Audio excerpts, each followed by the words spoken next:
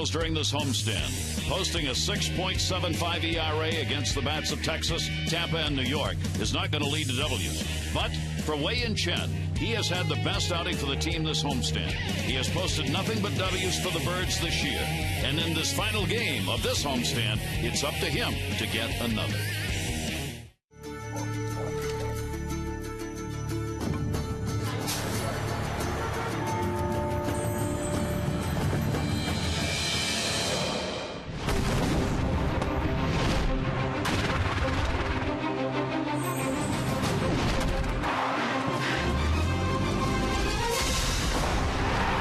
It's the Orioles on Masson and the final game of this homestand in the short two-game series against the Yankees. The Yankees coming away with a victory last night. A much better weather night for game number 2 here at Camden Yards tonight. Well, the Orioles going to wrap up those 15 games that were being talked about a couple of weeks ago. This is the final one in that stretch. We'll talk about that during the night tonight. Things have varied over that stretch for the Orioles. You go back to last month, we spent a lot of time talking about the starting pitching and how good it was. Well, take a look at the numbers for April and for May so far. Maybe we were a little overemphasizing April. You look at the innings pitched per game, 6 is okay. Should have been a little higher. 5.2 is not enough. That's when the bullpen starts to get overused. The earned run average has jumped. 3.63 in April, up to 5.32 in May. Strikeouts and walks, that differential also has gone down. The opponent batting average has gone up, and the quality starts, only 5 out of 13 so far this month. The last 9 games, there have been only 2. It's not that we point that out to be a negative, Mike, but it's a fact that right now, with Chen going to the mound tonight, this is another one of those games where the Orioles really do need a deep start. Well, there's no doubt about it. I mean, he's got to be the stopgap right now.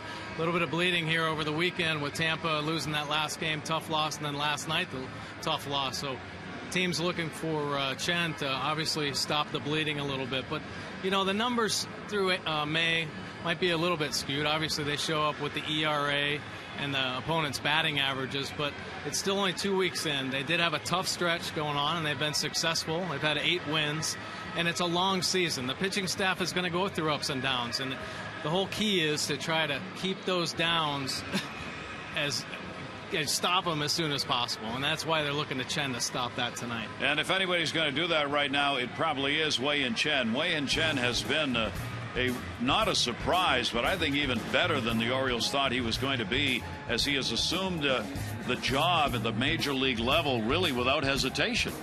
He's done a super job. He really has. And, you know, it's going to be interesting to see the adjustments he has to make now facing the Yankees for the second time.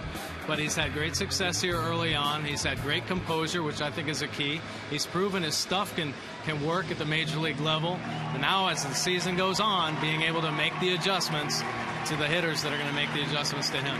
And the Oriole hitters, well, it will not be easy tonight. They go against a pitcher who has just done damage to the Orioles, CC Sabathia. 2 lefties on the mound when we come back.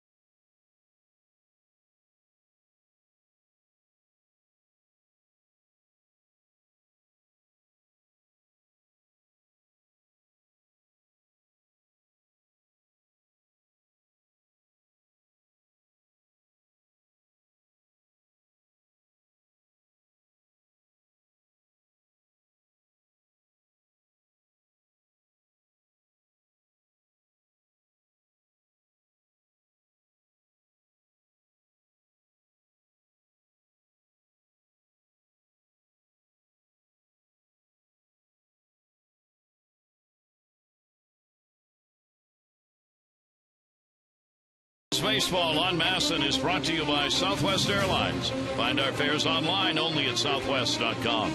And by Jeep. Jeep with the unique brand of freedom you'll find only in the full line of Jeep vehicles. Visit Jeep.com to learn more.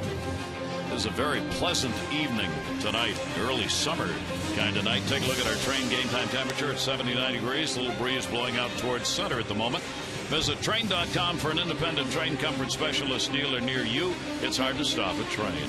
Take a look at the Yankees starting lineup now. It is brought to you by Dodge. They've got Jeter, Swisher, and Cano, Rodriguez, Teixeira, Granderson. Then at the bottom, Jones, Nix, and Stewart. Against the left-hander tonight, Jeter continues to lead the majors in hits. See your authorized Dodge dealer and experience a world of performance, design, and fuel efficiency. Schedule a test drive or go to Dodge.com and check out their powerful lineup. Well, here's the scouting report on Wei-Yin Chen. Keep it rolling, Chen. In his last start, he kept that powerful Texas lineup quiet, throwing 7 2/3 innings to get the win. He's got to pound the zone, continue to throw strikes. His last outing, threw 70 out of 100 pitches were strikes. Great start. And be the stopper. We had talked about that earlier in the show. After tough losses to Tampa on Sunday and New York last night, Chen needs to stop the bleeding. Wei-Yin Chen with a 2.43. That is the 5th best earned run average in the American League coming into this game. Both pitchers tonight have not lost a ball game. Sabathia's 5-0, Chen's 3-0. So it is a something got to give game. There are the numbers against the lefties righties on the season. 241 overall. Number he would like to pick up on. He's retired 62% of leadoff batters. Like to get that up a little bit to around that 70 mark. You can do that. You're generally in pretty good shape. And there's a tough one to get out. Derek Jeter. Jeter's got a 4-game hit streak now. He had a 1 for 5 in the ball game last night to keep his streak alive. There's the 367 batting average that he has put up on the season. 1-0 delivery to Jeter, and that'll be put up in the air. Third base, Tolleson was in. He's got a back up. Hardy comes over to call him off, and Hardy will put it away. Well, here's the Orioles defense tonight. Xavier Avery gets the start in left after collecting his first major league hit, an RBI last night. Jones in center, Markakis in right. Steve Tolleson getting the start at third. J.J. Hardy at short, Andino at second. Wilson Bedeman at first, and Matt Wieters doing the catching.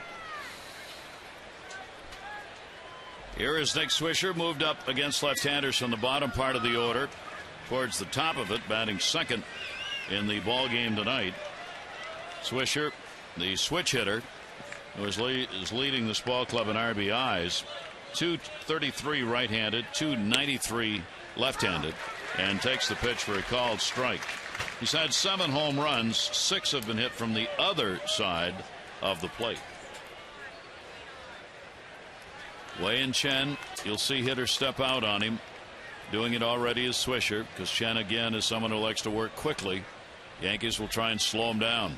The 0-1 delivery, and that will miss 1-1. I think a pretty good pitch right there. I was talking to Rick Adair earlier today about Chen, and said his velocity slowly climbing. And good sign, because he's had to make adjustments here after coming over from Japan, where they throw on 6 days rest, and his body's starting to get used to the 5 days. Throwing all fastballs here to Swisher, about 92 miles an hour on the pitches. Swisher takes it. Count goes to 3-1. One of the every season walk leaders. Swisher with 11 so far this year. Not at the rate he normally gets them. 3-1, great pitch down and into him. 3-2. Well, Chen really likes to establish that fastball early in games, and it's been a key for him. And here's a nasty fastball down and in. Swisher a little over anxious in the 3-1 count. But when you have a pitcher like Chen who throws strikes, you tend to get aggressive at the plate. Our Nissan Pitch Track. Go to a Nissan dealer for great deals on innovation you can count on. Innovation for all. 3-2 delivery. It's a short. Hardy. Easy play. 2 down. Chen has given up only 1 run in the first inning of the previous 6 games that he has started. I mean, he hasn't given up a lot, obviously, to have a 2.43 ERA in any innings. You see, not allowed more than 3 earned runs in the 6 starts that he's had this year. And Robinson Cano with 2 down and nobody on. Cano will make him wait a little bit, so Chen will go to the back of the mound. The cat and mouse game begins. This is what you do not want to let the Yankees get to you. Chen shows a little frustration right there as he walks away because Cano wouldn't get in the box. That's what we're talking about. They're going to do that to Chen and hope that it has some effect on him. Here's the delivery to Cano. He'll take the breaking ball for a strike. Last 10 days near the top of the pile, Neva for Boston, and then Nunez, who's no longer with the Yankees. He's been sent down to work on his third base job. Robinson Cano at 444, and Trumbo, the rookie. Big cut on that one, and he's behind on the count 0-2. Well, he started Cano off with that nasty slider away and then just blew a fastball by him on the outside corner. It's a great pitch, too, because you could see the frustration in Chen with Cano stepping out, and he starts him off with that slider just to keep him kind of on his heels. Got him. Chen, a dramatic inning, if you will, as he retires the side in order. 93-mile-an-hour fastball to wrap it up.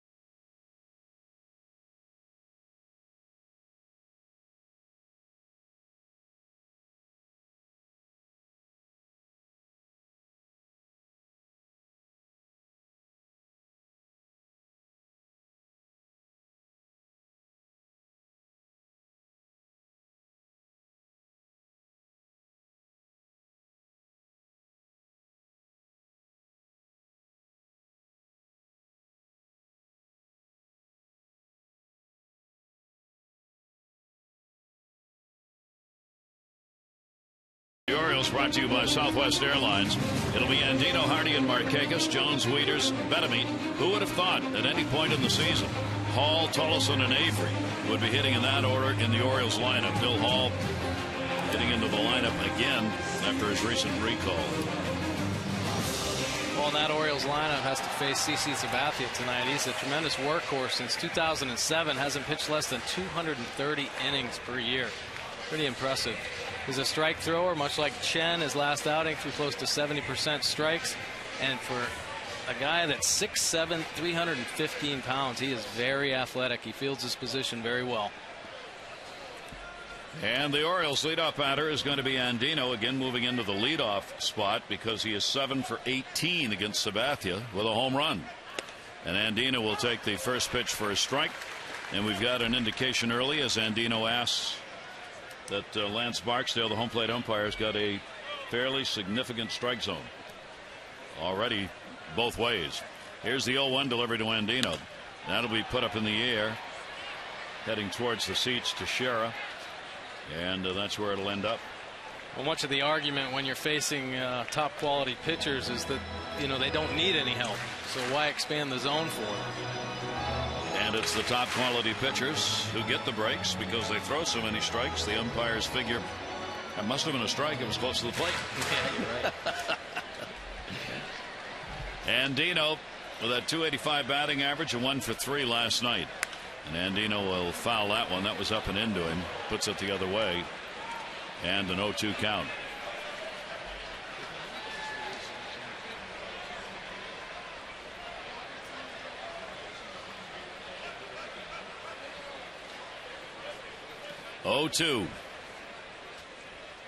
And Andino will go down swinging.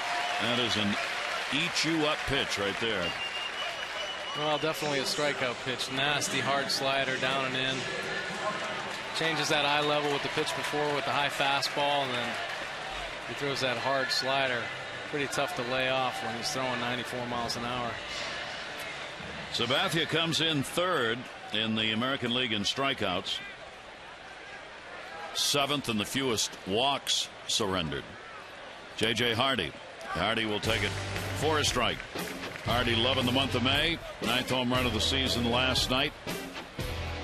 First among the major league shortstops for this month, and a real pick-me-up from the month of April. The 0-1 delivery to him, puts that one in the air to right field. It's deep. Swisher back at the wall and makes the catch.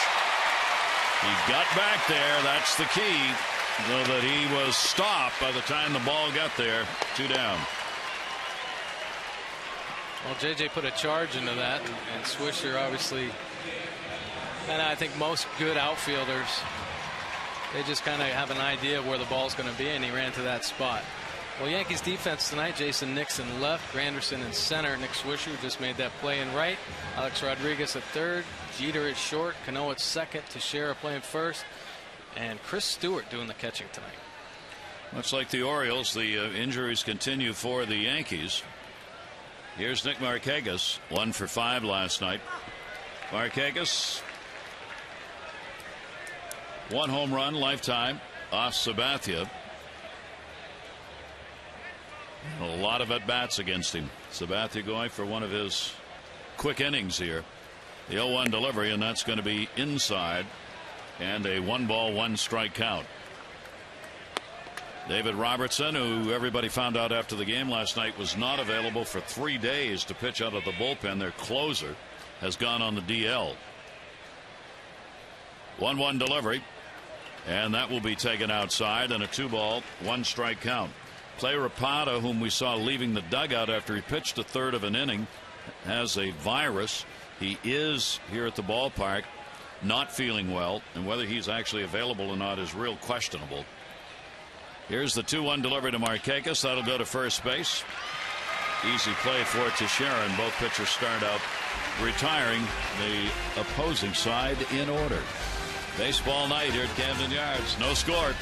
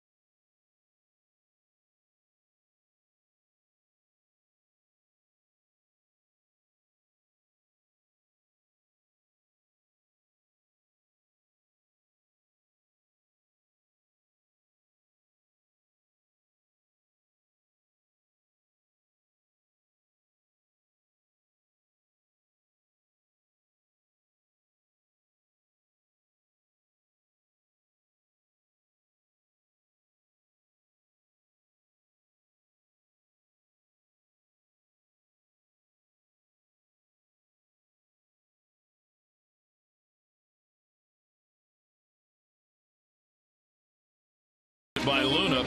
Call for the Luna double and get your second room of flooring free. 877-241-LUNA.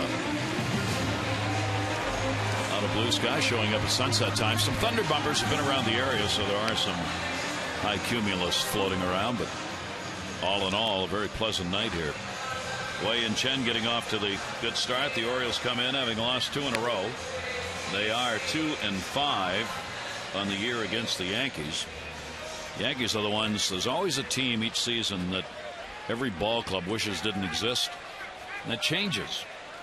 The Orioles are 20-9 against everybody else, but against Girardi's Yankees, 2-5. Yeah, the ones putting the early dent in. Well, I think the Yankees have caused a lot of teams trouble over the years. But unfortunately, with the good start the Orioles have had, they've had to match up against the Yankees, and the Yankees have played a little bit better baseball.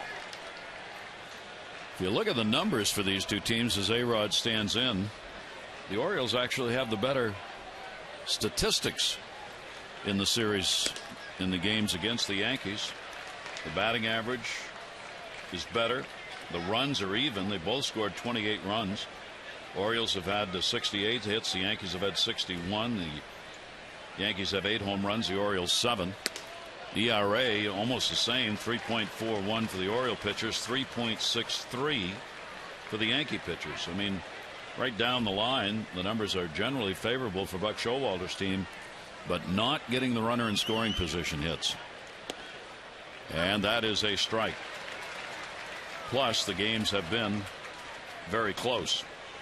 These two teams are playing 1- and 2-run ball games, even though last night ended up being an 8-5 game.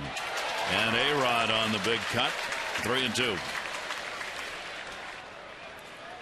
Rodriguez had a big night, 3 for 5. Chen trying to shut him down here in this first at bat, hitting .263 off lefties, 40 points higher against right-handers. 3-2 delivery to him, and that's going to be inside, and there's a walk. And the Maryland Lottery strike and rich contestant of a game, Olga Perez from Columbia. Olga, you've already won $500 for being selected. You get $100 for every strikeout the Oriole pitchers get. That'll come to you from the Maryland Lottery. See how you can turn non-winning strike and rich scratch-offs into cash. Enter to win great O's prizes. mdlottery.com/strike and rich. Olga, good luck. Leadoff walk here in the second inning. Here's Teixeira.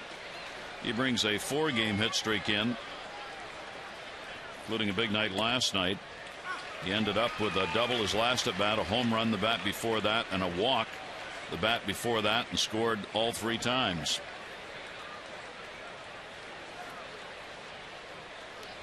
Teixeira's .233 off lefties, .231 off righties so far.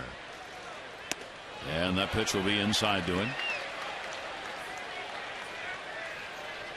You know, that's a great reason why Chen's had so much success here in the early going. He's established that fastball in. He can throw it off the plate in to move guys' feet, and he can spot it and locate it for a strike in there as well. 1-1. A-Rod's running. Oh my gosh. Chen didn't look. Chen still had the baseball, and A-Rod was halfway down to second base.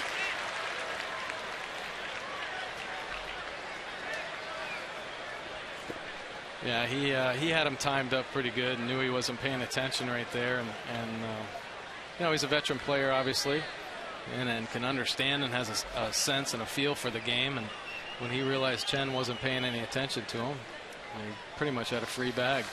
That's 4 for 4 stealing bases for Rodriguez. That takes away the double play, puts him in scoring position for Teixeira. Here's the 1-2 delivery.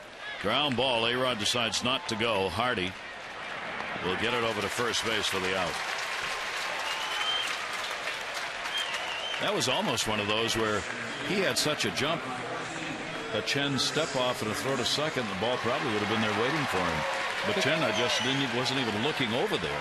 Well, you know, pitchers fall into tendencies sometimes where they just get into a rhythm, and Alex Rodriguez was probably timing him at a 2 count, and he was consistent with it, and maybe he picked it up in video from his previous start or whatever, and it held true, so he took advantage of that. And he might have left a little bit early, but sometimes pitchers are blind to that when they don't think a guy's going to run. Yeah, because it looked like he was looking right over there and not seeing him. Exactly. Here's Granderson. Curtis Granderson will take it for a strike. Granderson had a 1 for 4 in the ball game last night, hitting at .257, second in the league in home runs. He's got 12. He also has 21 RBIs, just out of the top 10 in runs batted in. 6 behind Josh Hamilton for the home run lead. And a great pitch. 0-2. There you see the home run leaders. Hamilton with 18. Dunn now has moved up to tie Granderson. Edwin Encarnacion, and Adam Jones has 10. I don't know why, but I have a sense Hamilton is not going to win the home run title in the American League. Why do you feel that? Health? I don't know. Health reasons? No. I just think guys who jump out like that. Bautista's been a difference in the past couple of years, but over the years, guys who hit home runs early, even if they're home run hitters, you can't keep that pace up, and you start falling back just little by little, especially since it's only a month and a half in, and you get back to your level, and other hitters start passing you by. We'll see. I'll talk to you in September. The delivery is going to be taken inside, and a 1-ball, 2-strike count. Well, we witnessed it here. He was in mockery mode, hitting home runs and continued to stay hot. I think if his health, that's always been a concern for him. If he stays healthy and can get 600-700 at bats, I think he's going to put up some huge numbers. Yep. 1-ball, 2-strike delivery, fouled off the end of the bat. And the fact he's in a contract year and discussions are underway doesn't hurt the cause, shall we say. Right. Especially when he also said, I'd like to play in Texas, but if I don't, that's okay. Yeah, other teams' ears that perked right up, right? A lot of phones started ringing. And a 1-ball, 2-strike count. Shift on. Hardy right behind second base. 1-2 delivery in the air, center field. A-Rod's going to tag. Jones makes the catch, and A-Rod's not going to go anywhere. So 2 down. He knows about Adam Jones's arm, that's for sure. And obviously he doesn't want to make the third out at third base, but everybody in the league is well aware of Adam Jones' throwing arm out there. We talked about his home runs, but boy, has he been a well-rounded player here in the early going for the Orioles. He just continues to get better and better, plays hard. Every play he hustles down the first base line and puts pressure on the defense and continues to play that Gold Glove caliber center field. So after A-Rod got on, stole second, Teixeira's grounded out, Granderson flies out, and now here's Jones. Andrew Jones getting the start, and the breaking ball taken inside. Jones 182 against left-handers and 353 against right-handers. Why is he playing? Because they don't have anybody else. The injuries are piling up. Here's the 1-0 delivery, and that'll be up high. No, in there for a strike. And Jones turns, and Girardi looks at the floor. Well, we saw the high strike called on Andino, and that one was just a little bit higher out of the zone. A-Rod off second base. Here's the 1-1. That'll be over the screen. The other injuries we need to update you on for the Yankees. Raul Ibanez, one of their hottest hitters, took that plunk in the elbow. He is not on the DL. He's in the dugout. Joe Girardi, though, hesitating. It's bad enough that they didn't dare to start him. Even with a left-hander, he probably would have been in. Nova, who came off with a double right ankle hurt, got hit by Markakis and then twisted it covering first. They said today he's walking better. I'm not sure that's a real good update, but anyway, he's walking better. Well, we expected him to be in a wheelchair after the beating his feet took last night. So, Yankees getting a little short on the bench. That one right back to the mound. Chen's got it. He will walk it over, make the flip, and get the out.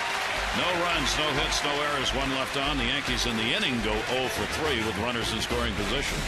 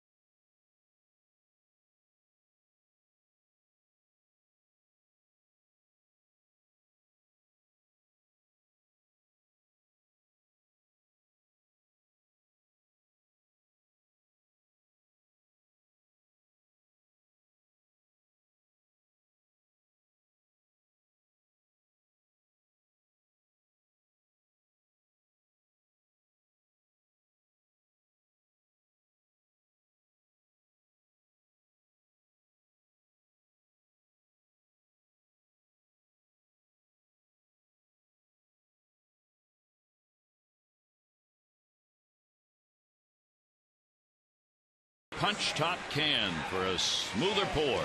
Not just a good time, it's Miller time. With Mike Bordick, I'm Gary Thorne. As the two left-handers join in battle here. Great night to be outside watching the ball game.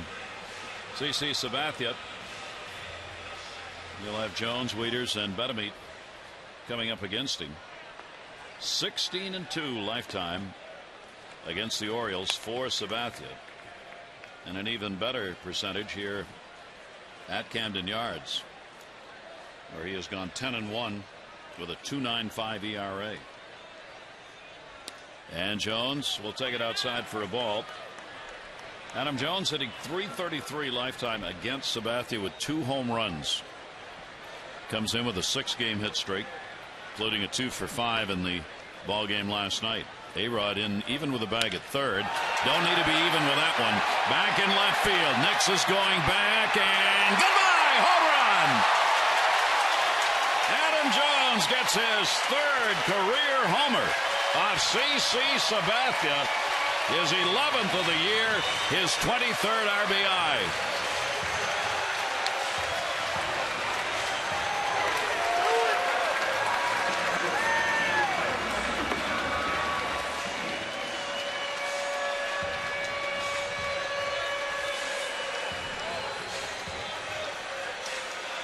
Adam Jones continues to feel great at the plate, teeing off on CC Sabathia right there. Popped up by Matt Wieters. Stewart may have room. He does. And here's Adams' cut at this fastball. Down the middle. Boy, and Adam Jones just drops some head on that. There's a no-doubter off the bat. And the Orioles take the 1-run lead. 6 home runs off Sabathia this year, 3 by righties, 3 by lefties. And Jones continues to hit them when they make a difference. 8 of his 11 home runs have either tied the game or given the Orioles the lead. Sabathia pulls the string on Betemeet for a swinging strike. Betemeet had a 1 for 4 in the ballgame last night, working at first base in the ballgame today. There's Adam Jones putting the Orioles up. That's going to miss outside. 1 ball, 1 strike. Talking to Jim Presley. He crunched all of that one.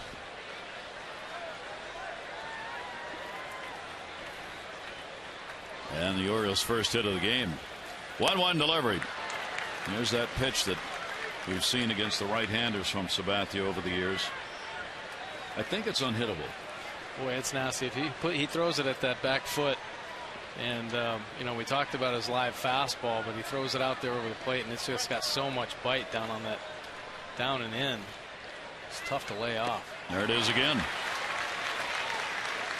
2 strikeouts for Sabathia, and both of them have been on that pitch. 1 to Andino, 1 to Betemeet. Well, he threw a bigger one just before this pitch, and this was a little harder and tighter. Betemeet probably thinking that he might try to sneak a fastball by him, and there's that hard slider again, down and in. 19-game winner last year, ended up going 19-8, had a 3.0 earned run average. He had 1 tough start to start the season against Tampa Bay. Since then, he's dropped his ERA every ball game. He gave up 5 runs, 8 hits, and 6 innings in the opener. Breaking ball is in there for a strike. And there is Bill Hall, first home run of the season, coming on Saturday. Hall gets to be the designated hitter for the Orioles in the ball game tonight. 0-1 pitch to him, and again stays inside, and it's a called strike. I think he's back in the lineup because his eyes finally healed up after all that shaving cream that got thrown into it by Adam Jones. It's amazing anybody sees after that. Oh, I know. The whipped cream's okay. The shaving cream, that hurts. Yeah. Here's the 0-2 delivery on the way, and just right back in there. So after giving up the home run to Jones, he retires Wieters, Betemeet, and Hall. But Adam Jones kicked off the inning with the long ball, his 11th, and the Orioles have a 1-0 lead.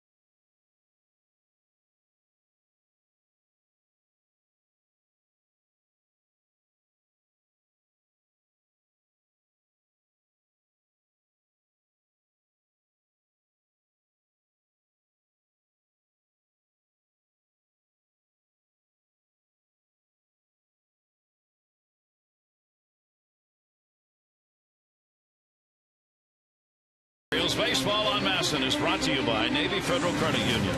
Navy Federal Credit Union serves the Army, Marine Corps, Navy, Air Force, the Department of Defense, and their families. Federally insured by NCUA and by your Baltimore BMW Centers. Other ball games today. The Nationals were beaten as Strasburg took his first loss today, 6-1.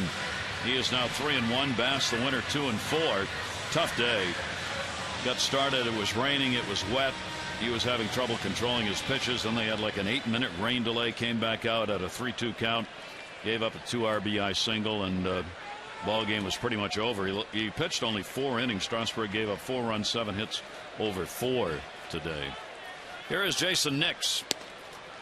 Nix getting into the lineup.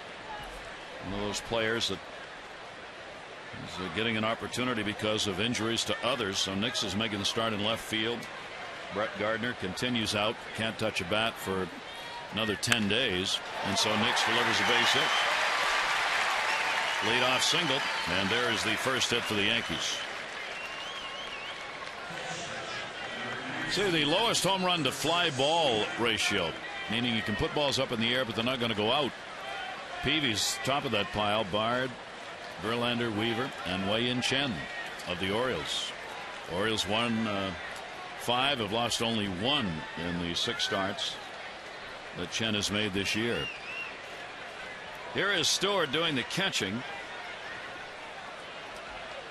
.240 average for Stewart on the year. The backup catcher for the Yankees, playing bunt at third.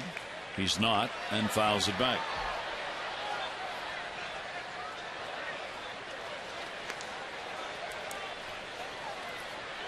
A little surprised that Girardi didn't put something on there early in the count, because obviously at the beginning of the game they were trying to step out on Chen, break his rhythm up, and maybe a strategy offensively would be to do something to disrupt his rhythm by maybe bunting or hitting and running.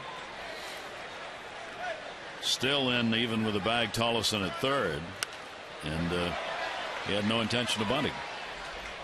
It's one of the much talked about issues in the new age of stats and numbers crunching, whether or not you should ever sacrifice, or whether or not it is a negative no matter when it's done or for what reason.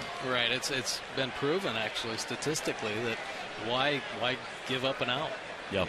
Outs are so precious. Why bunt into an out? And it kind of makes sense, but there are times in a game where you just have to get a runner to second base or third base. Wieters, catcher to catcher. Unproductive at bat. Runner stays at first. The Orioles are going to return to Camden Yards on Monday to begin a week-long homestand. The Red Sox and the Royals on Tuesday. Don't miss another Ollie's Bargain Night presented by Ollie's Bargain Outlet. Every Tuesday home game, all upper reserve seats, $9 in advance. Get out and support the O's. For tickets, 888-848-BIRD. Go to Orioles.com. Here is Derek Jeter.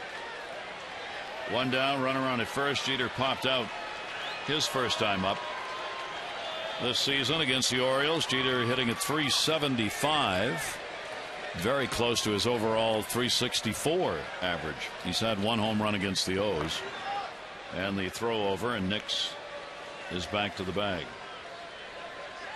The hit leaders, Jeter still at the top. Hamilton, David Ortiz, Elvis Andrus, and Dustin Pedroia. 2 Red Sox on that list, as the Red Sox have started to pick up the pace, still in the cellar in the East, but they've won 4 in a row.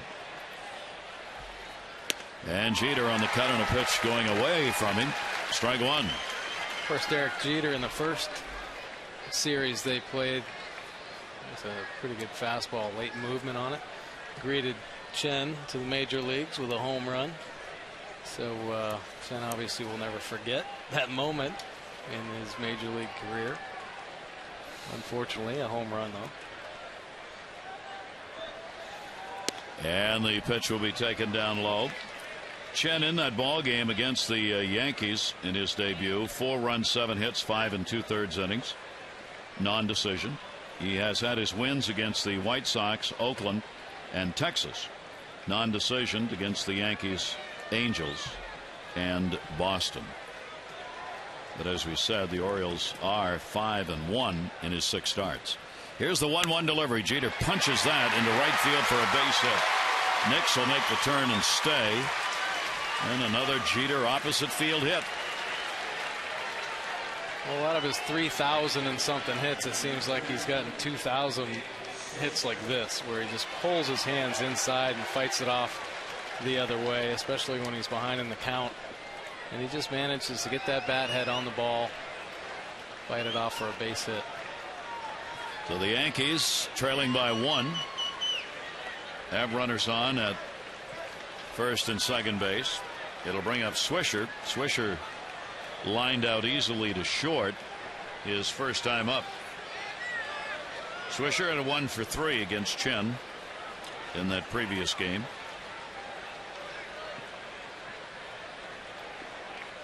The Yankees, even though they won last night, they were 1 for 11 with runners in scoring position, believe it or not. They are already 0 for 3 in this ball game. The Orioles, even though they lost 8-5, went 3 for 10 with runners in scoring position and lost the ball game. But Showalter's team stranded 8, and the Yankees left 10 on board. Well, unfortunately, that game got a little bit sloppy last night with some base on balls and a couple misplays that led to runs. That'll be down low, and he falls behind on Swisher, 2-0. I'm not sure there's anybody better at getting ahead on the count than Nick Swisher. It seems he has like the eternal patience, doesn't he? He sure does. He just never swings at a first pitch. Growing up in Oakland, right? Yeah. He learned that Billy ball. He stuck with him. 2-0 delivery on the way. That's going to go to short. Hardy and Dino relay. Got him. No runs, 2 hits, no errors, 1 left on base. Orioles have the lead, 1-0.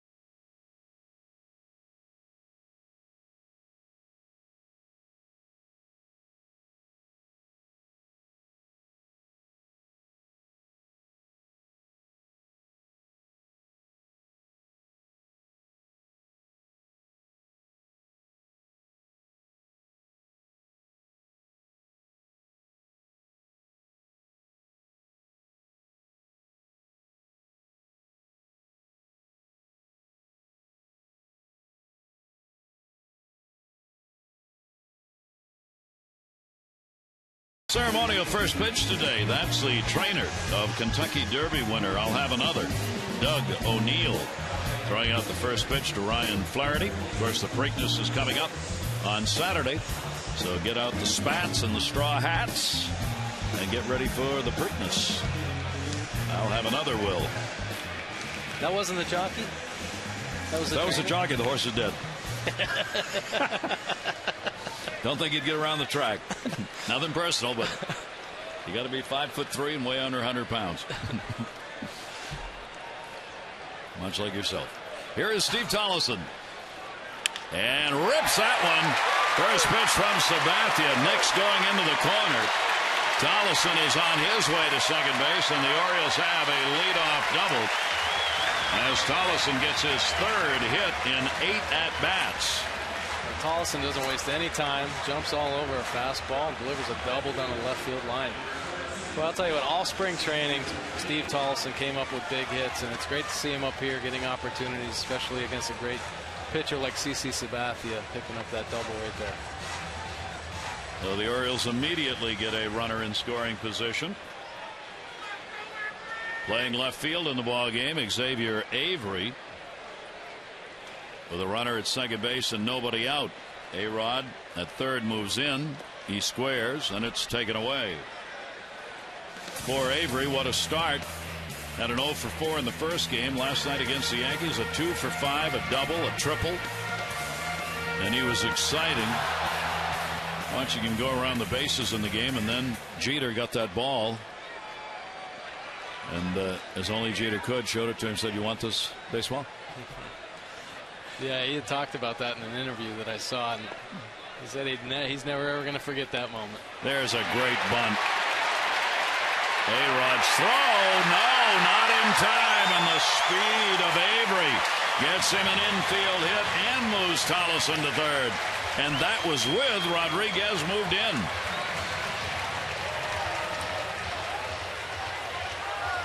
Well, Xavier Avery has spent most of his minor league career working on bunting because of that great speed. Alex Rodriguez obviously aware of that. But man, oh man, did he get down there. And, you know, A-Rod made a nice barehanded play. But boy, you can't teach that. That great speed right there. No, he's got another hit. And now the RBI chance goes to Andino. Andino struck out his first time up. Now 7 for 19 lifetime off Sabathia. Breaking ball is in there for a strike. For Andino, runner in scoring position wise, he's hitting .350. He's gone 7 for 20 with a home run. One of the best of the Oriole regulars, along with Adam Jones. Sabathia, the 0-1 delivery, and hit him, and the bases are loaded. The second hit batter of the year by Sabathia.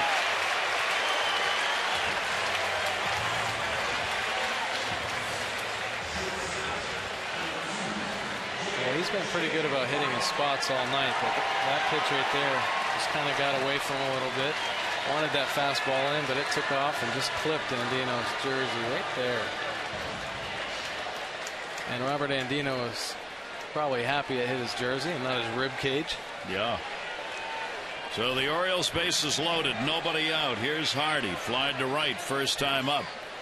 Big chance for the Orioles, big inning possibility. That is taken for a strike. Hardy with the 3 grand slams in his career. This year with the bases loaded, he's gone 0 for 3. The Orioles, with runners in scoring position, are 5 for 19 with the Wieters grand slam home run. Here's the 0-1 pitch, and that will be taken. 1-1. So Sabathia having to work here in the third inning. Steve Tolleson jumped on that first pitch fastball and threw first pitch ball to Avery, first pitch breaking ball to Andino, first pitch breaking ball to J.J. Hardy. So I think Tolleson kind of scared him off that fastball. 1-1 delivery on the outside corner. Hardy going, Hardy, you see, 400 during that last 40 at bat, 16 RBIs since May 6, 11 runs since May 6. Both of those up there tied for first in the majors, covering a 9-game span. Hardy with a 1-2 count, and just missed with that one, and Sabathia with a breaking ball takes it to 2-2. Well, that's a good take right there by J.J. Hardy. We've seen a few hitters for the Orioles offense tonight chase that slider down and in. A nice take right there. Orioles have loaded him up. 2-2. Nobody out. And Hardy towards the middle. Jeter's got it. There's one. Cano to first. There's 2. A run will score. The Orioles have a 2-0 lead, but Sabathia gets the ground ball he wanted. No RBI. There's JJ's at bat. First pitch breaking ball. Down and in fastball. Paints a fastball away, then throws that hard slider down in. JJ doesn't bite, but then tries to locate it away. JJ goes after it, hits into a double play. The Orioles were concerned in as far as back as spring training about two matters offensively in particular. One with the strikeouts, the other the double plays. And the Orioles are piling up in both categories. That's 43 double plays the Orioles have hit into. That's more than any other American League team. Here's Markakis. It does get a run in, and it puts a runner at third base now with 2 down. Nick Markakis grounded out his first time up. There is Avery, who had a single. He's the lone base runner on now over at third base. Sabathia with the 0-1 delivery. That's inside, almost caught Markakis. Orioles in strikeouts ranked 12th among the 14 teams in the American League. Seattle has struck out more than any other ball club, and tied with the Orioles. Minnesota coming into the game in K's. Markakis 1-1, and that pitch will be taken down low. 2-1 strike count.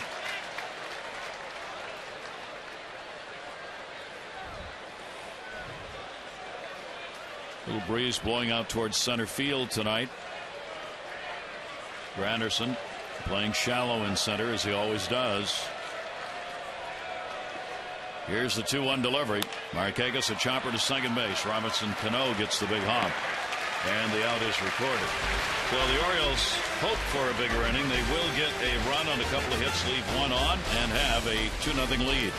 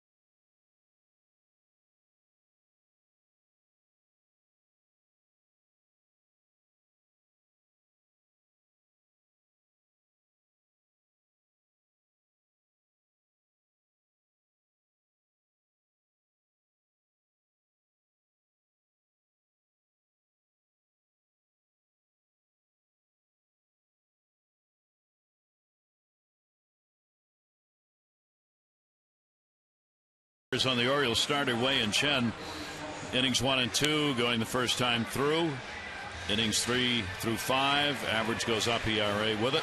And then after 6, way up to 3.23 and a 6.43 ERA. Our Inside the Numbers brought to you by PNC Bank for the achiever in you. So Wei-Yin Chen will look to get a little more consistent, bring those numbers down through the second and third time through. Well, there's no doubt about it, and that's what makes quality starters, because they're able to make the adjustments as they face guys 3 and 4 times through the order. Obviously, we're looking at one of the best in CC Sabathia. Keeps his composure, mixes up pitches. We saw the last inning, threw a lot of breaking balls and really minimized damage with the bases loaded. And so Chen's going to learn that. He's got a great catcher, obviously, in Matt Wieters to teach him the way, and obviously Rick Adair. And these are things that they address, but this game is constant adjustments. It's adjustment inning to inning, pitch to pitch, and through the course of the season. Robinson Cano, as the Yankees are getting their second at bats. Cano, a strikeout victim his first time up. 1 walk, 1 strikeout for Chen. No walks, 3 strikeouts, and a hit batter for Sabathia. The Orioles 2-3-0. The Yankees 0-2-0. And that pitch will miss, and the count goes to 2-0. Cano, Rodriguez, and Teixeira do up against Wei-Yin Chen. Chen has thrown 6 out of 12 first pitch strikes in the ball game. Here's the 2-0 delivery. When Cano, an after pitch of his pretty well in and up, wasn't it? Yeah, oh yeah, 2-0. I mean, I think he had one thing on his mind, and he may have been just sitting on a breaking ball because he went after that pretty aggressively, even though it was out of the zone. Cano has had the hot bat. He's had 17 hits in his last 39 at bats. And a ground ball back to the mound. Chen, perfect fielding position. Purchase an Orioles Legends Celebration Series package. Lock in your ticket to each of the 5 remaining games in the series, honoring the greatest Orioles of all time. At those games, all fans receive a replica sculpture of that day's honoree. You can order your ticket package now and receive a replica Frank Robinson sculpture in case you missed it in April. 888-848-BIRD or Orioles.com/legends. Rodriguez with a walk, stolen base, and he was stranded in the first inning. And the pitch will be taken down low for a ball. Rodriguez has picked his average up over the last 8 games coming into this, hitting .400. Home run, 3 RBIs, and 5 multi-hit contests in those 8 games, including last night with a 3 for 5. 1-0 delivery to him. That's going to go to short. Hardy. 2 down. Chen's now recorded 6 ground ball outs and 4 fly ball outs in the game. I was just going to mention the ground ball to J.J. Hardy right there. I know the Orioles have had some problems defensively, and you know, it seems like on the corners especially, but the Orioles' strength and one of the huge reasons why they are tops in the division right now is the strength up the middle. J.J. Hardy and Andino playing solid defense. Matt Wieters doing the catching, and Jonesy obviously in center field. Mark Teixeira grounded out his first time up. The Maryland native. Thought it was interesting. He was talking to the New York press about playing here in Baltimore and called it home. He says it's always nice to come home to play. He gets a lot of family and friends that come here. And the Oriole fans wish he'd come here, and they let him know it every time he comes to the plate. Here's the 2-0 delivery listed in the air to center field. Jones going back with room. Chen retires the side in order, and the Orioles on top, 2-0.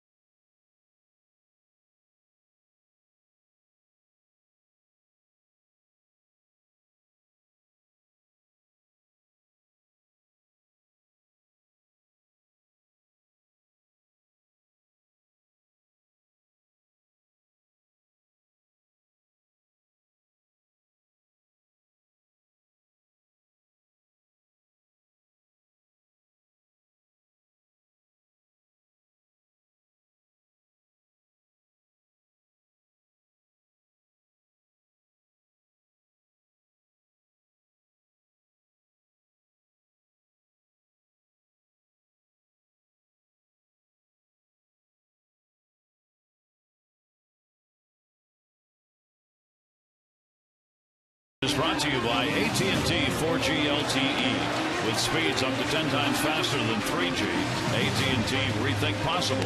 And by Chili's Triple Dipper. Choose 3 appetizers from 10 delicious choices.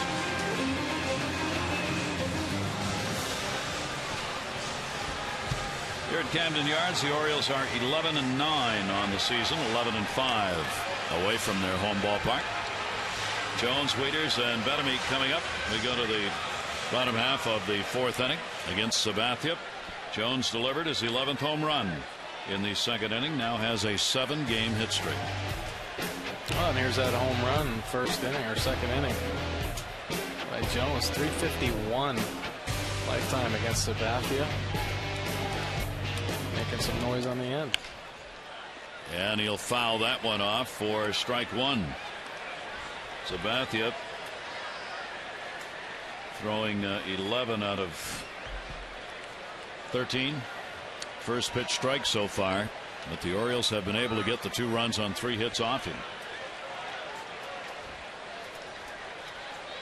Here's the 0-1 delivery. Bunting. And that fouled off, hit the plate. Adam Jones was kind of walking down to first, now decides to turn around. I think he was a little worried there that that ball might have gotten him in fair territory. Or it might have hit him in the chin. Yeah. Bounced straight off that plate, came up. Got up under the arm or something. Still chewing good, so he's all right. All right.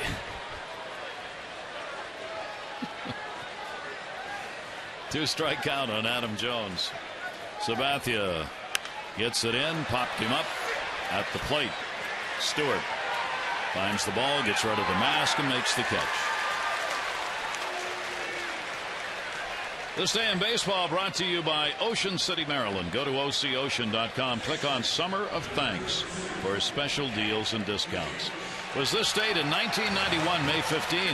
England's Queen Elizabeth, along with President George Bush, were guests at the A's-O's game played at Baltimore's Memorial Stadium. The Queen seeing a little baseball in the Queen City on this date. I may have been there. You remember? I don't. That was a long time ago. Well, how would you if you couldn't forget if you were there with the Queen? Could you? Hey, man, I was a rookie, so I had a lot of other things on my mind. You know, coming up with the Oakland A's, are you kidding me? Bash Brothers at all? That's right. You had other things to worry about. Yeah. Matt Wieters popped out his first time up. And the pitch is taken on the inside corner for a strike. Sabathia, we told you, with that opening day, 5 earned runs, 6 innings off him. Since then, over the last 5 starts, opponents hitting only 197 against him coming into this ball game. 29 for 147 in the last 5 games. That pitch is going to be taken away. And a 2-ball, 1-strike count. Sabathia's also tied a career high that he set back in 07. He's had 53 strikeouts in his first 7 starts, the most in a 7-game stretch to start a year ever for him. That is fouled off, and a 2-ball, 2-strike count. For Orioles alert you can't miss, including starting lineups, in-game updates, text Orioles 29292. That winning percentage he has against the Orioles is the highest by any pitcher in history against the Orioles since the club moved here in 1954. That 16-2 mark. 2-2 delivery, and Wieters takes it in the air to right field. Swisher misjudged it. That's going to go all the way to the well. Wieters will go into second base. He's got a double as Swisher actually underran that ball. Yeah, well, we had talked earlier in the game how most outfielders run to the spot where they think the ball's going to be. Well, Swisher misjudged this one by about 20 feet. He tried to cut it off in the gap. And it ended up almost 1 hop in the wall. Great swing going with that pitch. And boy, Swisher missed that one by a mile.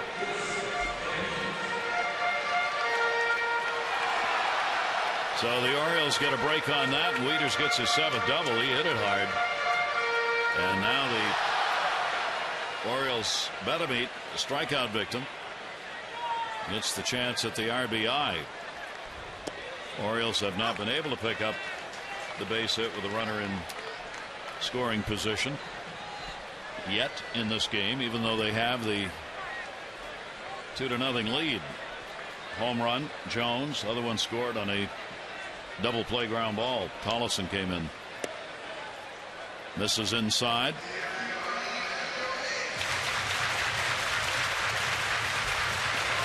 You see, Sabathia doesn't miss the glove very much, and there are many reasons why he's a successful pitcher. Obviously being able to locate all of his pitches, but he can pitch backwards as well. There are a lot of lefties that have success throwing off-speed pitches in hitters' counts, and vice versa, where he'll throw fastballs when he's ahead. So he mixes it up and always keeps you guessing up there. And with his plus stuff and command, obviously leading the way to his 185 or so career wins. Betterman laid off that pitch that was down and in that struck him out the first time. Here's the 2-1 delivery right back there. He's not going to give up on that pitch. And 2-ball, 2-strike count on Betterman with Hall waiting on deck, 1 down.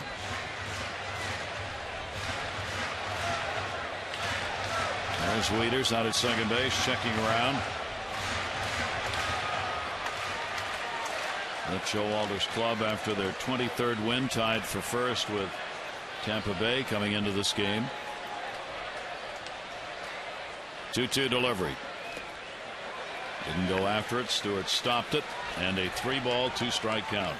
Well, the same pitches he struck Wilson out on earlier in the game, and right there, Wilson Betterman laying off that tough slider down and in. See the numbers against Sabathia.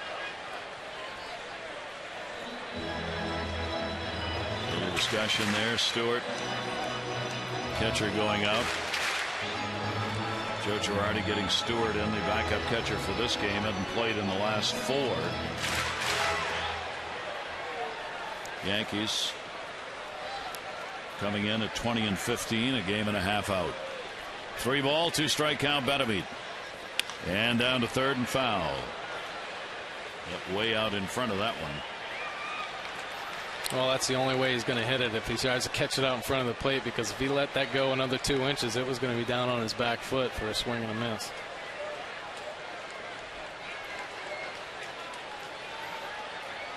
Count remains at 3-2.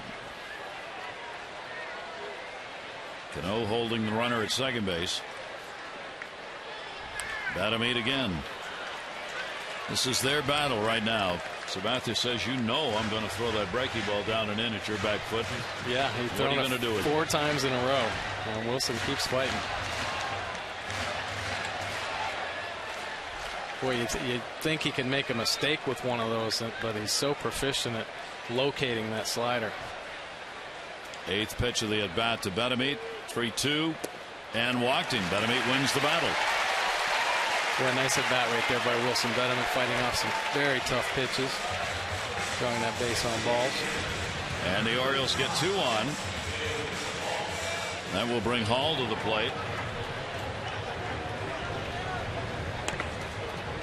Bill Hall was a strikeout victim his first time up.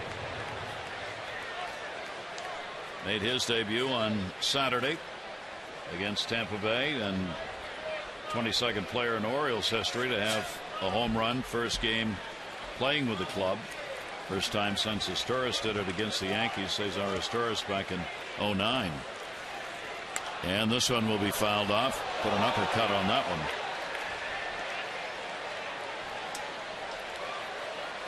Well, after seeing all those breaking balls they threw Wilson Betterman, and he struck out on one himself.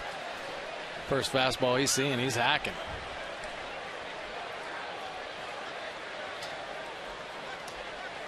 Wieters on at second base. Betterman on at first. Here's the 0-1 delivery. And again, a big uppercut fouled off over into the Yankee side of the field. And the count goes to 2 strikes. Those 2 cuts, all really looking like he wanted to yank one.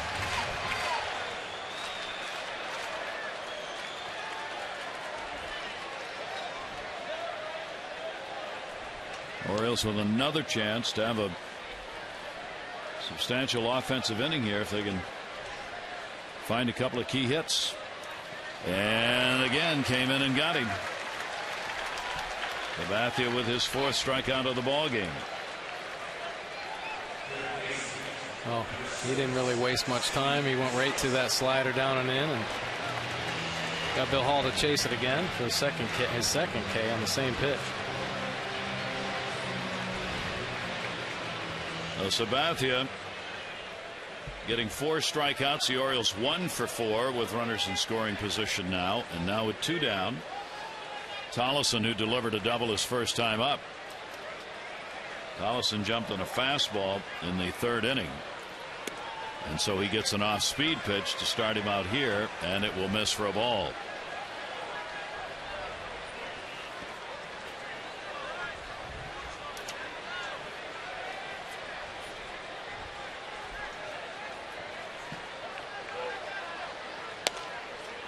Put that one on the outside corner, and that's going to be in there for a strike. Orioles are really making him work. Last inning and this inning, he has been able to get the outs, though, to keep it at a 2-0 ball game with a couple of double play ground balls. 21 pitches this inning, 55 in the game. Sabathia, here's the 1-1. In the air, but not going to go far enough. It'll go into the seats as a foul ball. Just a little ahead of that one. Well, he's thrown him 3 straight breaking balls after Steve jumps on that first pitch fastball in his first at bat for a double. CC says, well, see if he can hit this breaking ball, and he keeps flipping it up there. I wouldn't be surprised if he tries to sneak a fastball by him here, though. Collison coming up on Wednesday from Norfolk. Free agent signed last November. 2 on. Here's the 1-2 delivery to him, and that's going to be inside. The Orioles are not helping Sabathia for the most part on that pitch to right-handers. He is wearing out that spot in the right-handed batter's box, isn't he? Down and in. Stewart's blocked about a dozen pitches already that have been so good. I mean, they're in the dirt. Even on the strikeouts, they've been bounced, as you saw in that last one when Hall struck out. 2 balls, 2 strikes, 2 down. Wieters at second. Metamead at first. Here's the 2-2. And Tolleson to third. Rodriguez will go to Cano. They'll get the force out. No runs, a hit, no errors, and the Orioles will leave 2 on base. The Orioles lead it 2-0.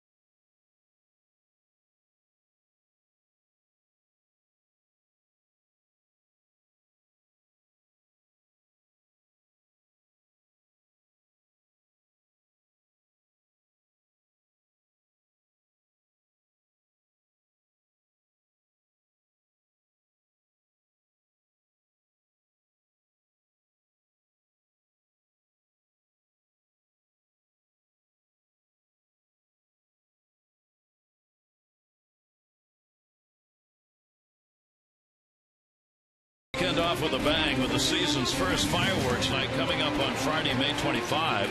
Just stick around after the Orioles take on the Royals 7:05 and a great fireworks display to light up downtown. Don't miss this Birdland summer tradition. Get your tickets in advance and save 888-848-BIRD or go to Orioles.com. As well as finishing this homestand, of course, the Orioles are rounding out a string of games that everybody was taking a look at right from the get-go, saying, oh my, how are the Orioles going to fare when they get into this run of games against the teams in the East that they've got to play. Yankees on the road, Boston on the road, 4 games against Texas at home, 3 against Tampa Bay and 2 against the Yankees. Well, this is the final game of that particular 15-game stretch. The Orioles have gone 8-6 so far. Curtis Granderson will take that for a strike. Granderson flied out his first time up. Wei and Chen a walk, 1 strikeout.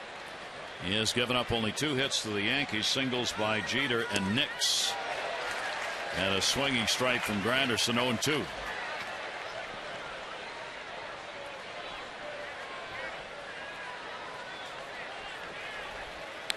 And he'll foul it back, and he's doing it against a team that puts up big numbers against left-handers.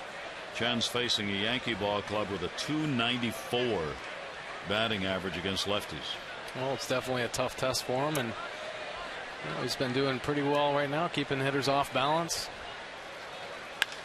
In the air to left field, Avery. Granderson out of there, 1 down, 5th inning. Our PNC postgame tune-in will be coming up. Jim and Rick will be along to recap the ball game. Mike will join them with his comments. Mike Showalter and his press conference. Player interviews brought to you by PNC Bank, for the achiever in you. Now the Orioles will employ that shift against right-handers to Andrew Jones. And Dina will get to play on the other side of second. And that pitch will be taken down low for a ball. Grounded out his first time up. 1 down, nobody on. 1-0 delivery. Orioles, a home run by Jones. Solo shot leading off the second. Tollefson scored. Ground ball double play in the third for their 2 runs. 2-4-0 for the Orioles. Yankees 0-2-0.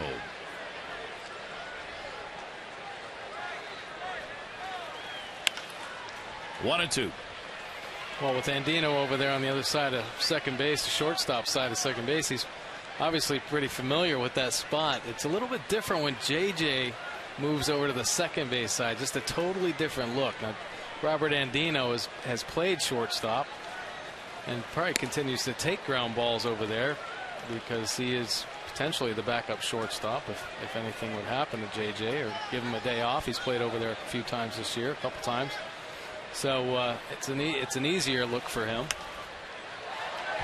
But I was talking to JJ about it. Just when you have to move to the other side of the diamond, your perspective on things just gets a little bit out of whack. You just don't feel as comfortable, obviously.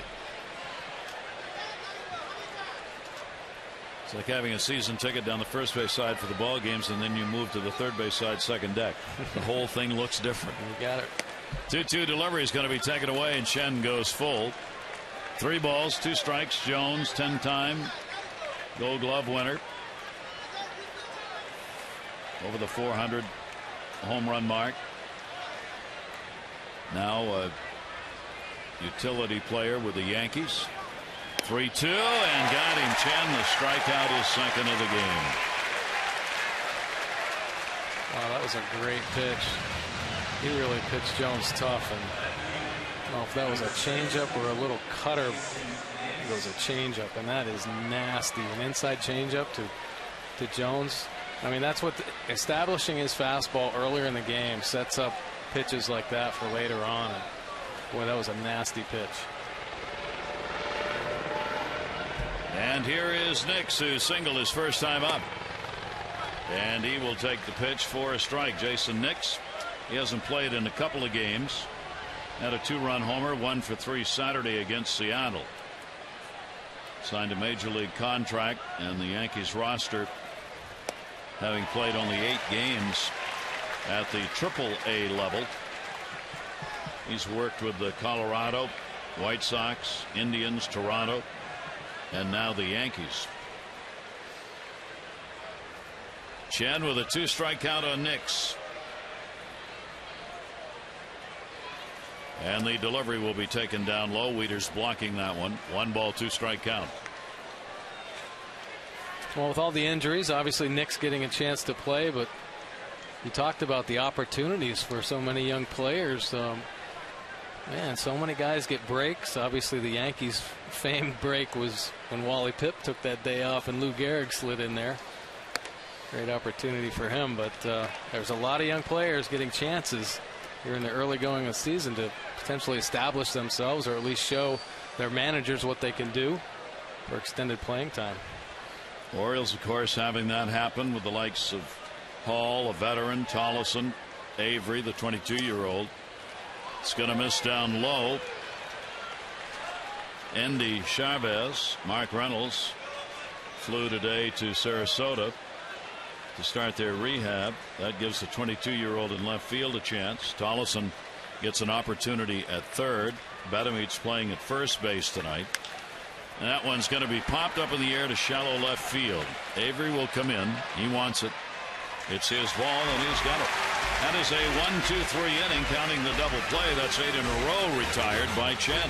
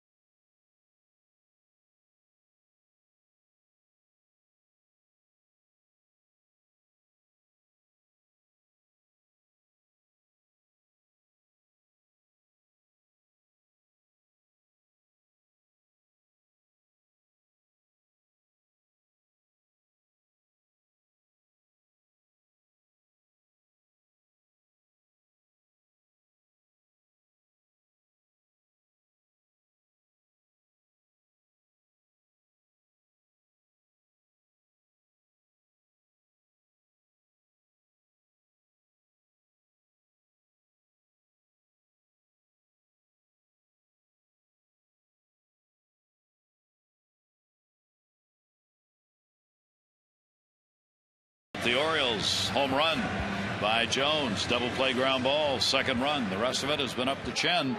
And Wei-Yin Chen, the Orioles starters, been able to shut down the Yankees. Gary Thorne, Mike Bordick back here with you at Camden Yards. There's an aura of confidence around him on the mound, is there not, when he pitches? Boy, it seems like it. This kid has great composure out there. His confidence seems to be growing and growing, especially at his last great outing against Texas and now matched up against the New York Yankees. And boy, oh boy, he's making some great pitches to some quality hitters. It's interesting because here was a pitcher who went to the Japanese League and clearly wanted to come to the majors because he put in his contract an out that allowed him to come earlier than other pitchers that pitch over there. So this is what he's been aiming for since he started playing pro ball. Well, isn't that great? Obviously a great athlete and a great pitcher over there, but wanted to challenge himself even more to play against the best players in the world in Major League Baseball. And he's faced some of the greatest players in the world here in the New York Yankees tonight. And so far, so good. The Yankees have only 2 singles off him. The Orioles 2 runs on 4 hits. Sabathia against Avery. And the pitch misses down low for a ball.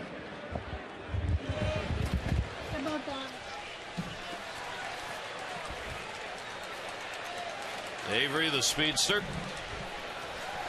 hitting in the 9 spot, fouls it back, and a single his first time up.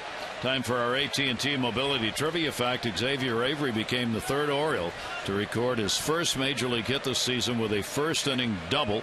That came on Monday against the Yankees. Luis Exposito and Ryan Flaherty, the other O's, recording their first major league hits this season. We're talking about doors opening for players. There are some other names. Showed bunt. Did he go? No. Gary Cederstrom down at third said he pulled that bat back, and the count goes to 2 balls and 1 strike. Well, Alex Rodriguez definitely respects Avery's speed, but Avery, much like Sabathia pounding that slider down and in, says, hey, I'm going to try it again until you show you can throw me out. And now gets ahead on the count 3-1. Sabathia has walked only 1. And he has struck out 4.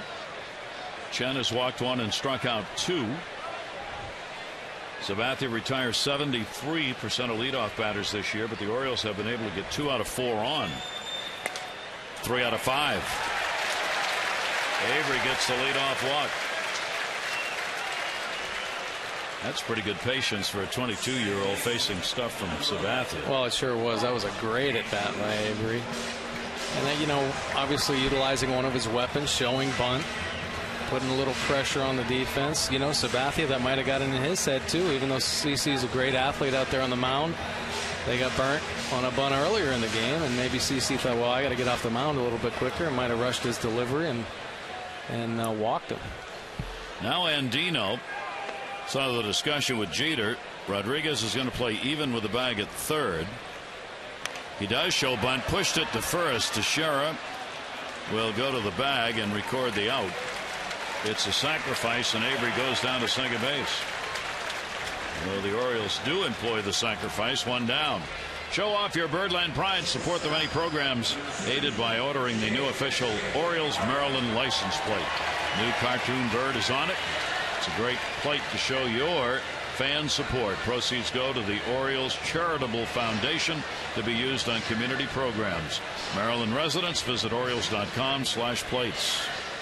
Well, here's Andino's bunt. Tried to push it. Actually, he was trying to push bunt for a base hit, but ended up working out like a sac bunt. The funny thing about that play is you see the speed, how it affects defense and puts the pressure on defense. When Teixeira fielded that ground ball, Andino stopped halfway on the first baseline, and Teixeira said, well, I'm not going to waste my time with you because Xavier Avery's running so fast down there. If I chase you, he's going to go to third.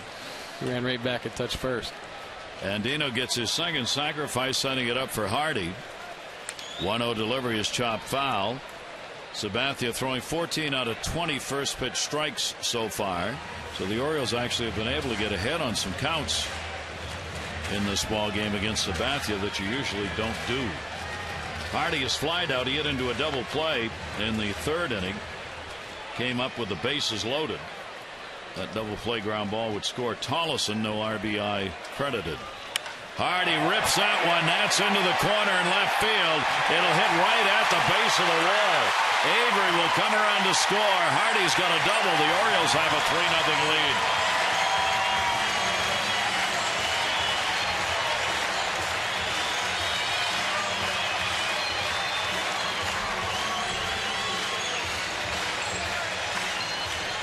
Well, J.J. Hardy staying hot. He's had some good at-bats tonight off CC.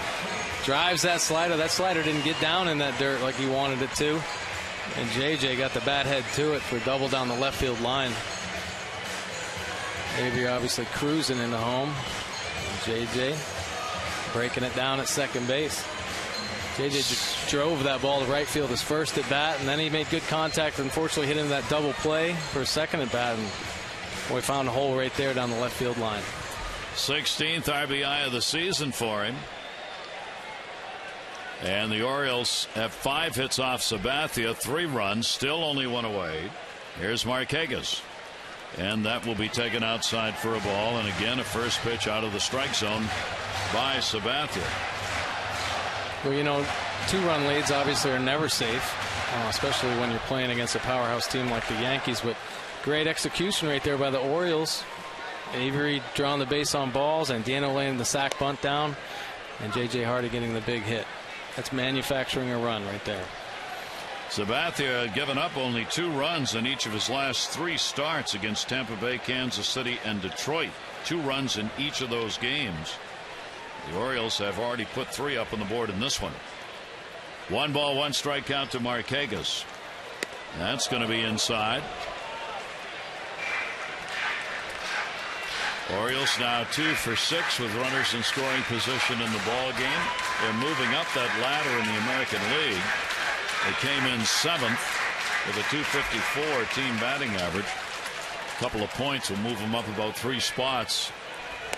Breaking ball, and Sabathia's just missing here, and he falls behind 3-1 on the count. And maybe even a little frustration showing that the Orioles have been able to find a way to get these runs in against him.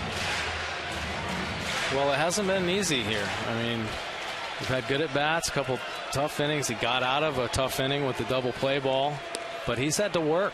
I mean, he's only had a couple innings where he's cruised through. Great off-speed delivery right there, and there's what we were talking about last night, Mike. The off-speed breaking ball, the fastball situation. Yeah, exactly. Just happens all the time now. It's not. I'm not even sure it's the exception anymore. No. 3-2 count. Runner off second base, and Marquez fouls it away. Nick with a .255 batting average and a home run lifetime off Sabathia. He has faced Sabathia 49 times in his career already. And a 3-2 count. Not a lot of secrets between these two. Hardy off second. Full count delivery. Had to reach for it. Granderson started back. Now he's got to come in. He'll put it away. 2 down. Tune in to the Mid-Atlantic Sports Report tomorrow, 5 to 6:30. Tom Davis, Mel Antonin, Dave Johnson, Phil Wood. All the latest Oriole news, headlines as the O's begin their road trip in Kansas City and Washington. And Larry Rothschild's going to come out with Jones coming up and Wieters to follow, the pitching coach of the Yankees. Well, pretty interesting here. Obviously, Jones done some damage off CC Sabathia, but boy, Matt Wieters off to a great start as well, and not as much power production from the right side. So they may be discussing it out there, and CC's been around the game long enough. I think Rothschild might be saying, hey, who do you feel better pitching to? Or what do you want to try to do here? So we get to wait and see what they decide. Jones has obviously had the better numbers against him with a .333 batting average and 3 home runs, including 1 tonight. Wieters 5 for 22 with a home run. Runner at second base and 2 down. Orioles, the only team, 7 different players, 5 or more homers, led by Jones with 11. And that's going to go to the backstop. No play at third base, and Stewart sure looked like he got crossed up on that one. Well, I think that was the worst pitch CC's thrown tonight. And I think catchers also get comfortable with pitchers that throw strikes, and did not expect this ball to go up and away. He expected it to be down on the outside corner, and CC's just let go of that ball a little bit too soon, and Stewart couldn't react to it. The charging Stewart with a pass ball. Moving the runner over to third base. There are 2 down and a 1-0 count on Jones. And he'll take the pitch down low. And again, a 2-0 count. Well, with that wild pitch or pass ball, excuse me, this gives the Orioles a really good opportunity, because CC, we've seen it all night. He bounces that slider down and in, and one of them, Stewart's done a great job blocking that pitch, but that may take away that pitch just for fear that it could get by him. Are they pitching around Adam Jones? It seems like they are. It seems like they are. Wieters waiting on deck.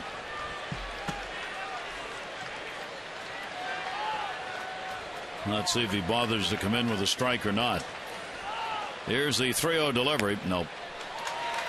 Well, they weren't going to. They wanted no part of Jones, and he wanted no part of helping. So the third walk will put runners at first and third with 2 down for Matt Wieters. Well, and the danger there, I mean, obviously Adam Jones has somewhat of a track record for chasing pitches, but the danger of pitching around, you saw just what happened. The pass ball allowing J.J. Hardy to get to third base and potentially eliminating his best pitch, that hard slider down and in. Which he would still have available if he had just intentionally walked. Exactly. And left him at second base. Exactly. So Wieters with 2 down. The Orioles leading 3-0. A run in here in the 5th inning. Timeout taken by the Yankee bench. Whew. As they wanted to have Teixeira over on the bag. Teixeira was not holding the bag. Boy, that would have been quite a gaffe right there. So they moved him over and moved Cano back to the other side of second. 2 down. And that pitch is in there for a strike. I asked the other day, talking to some of the Oriole coaches, about players can't possibly remember all these shifts during a game. They're thinking about so many things. You got to have direction from the bench a lot, and there's one of those occasions right there where the players are thinking about the moment here and just kind of forgot what happens when they put that shift on. That ball's going to be blooped in the air. Cano coming over. Plenty of time to get there, and the strategy works. So they pitch around Jones. Wieters pops out. The Orioles will get a run. They'll leave a couple on, but it's a 3-0 O's lead.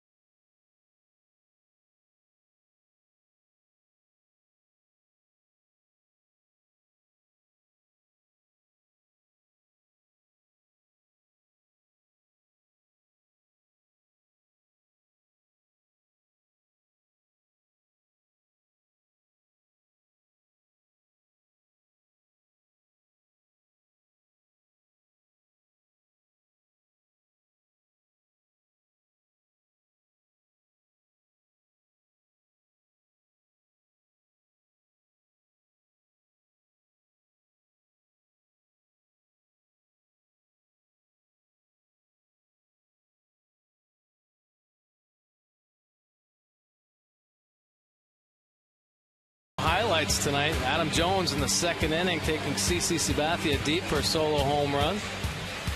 And right after that, in the fifth inning, J.J. Hardy smashes a double off the wall, scoring Xavier Avery for a 3-run lead. And Chen has been masterful with 2 Ks. With great location, mixing up his pitches. He's only given up 2 hits in 5 innings.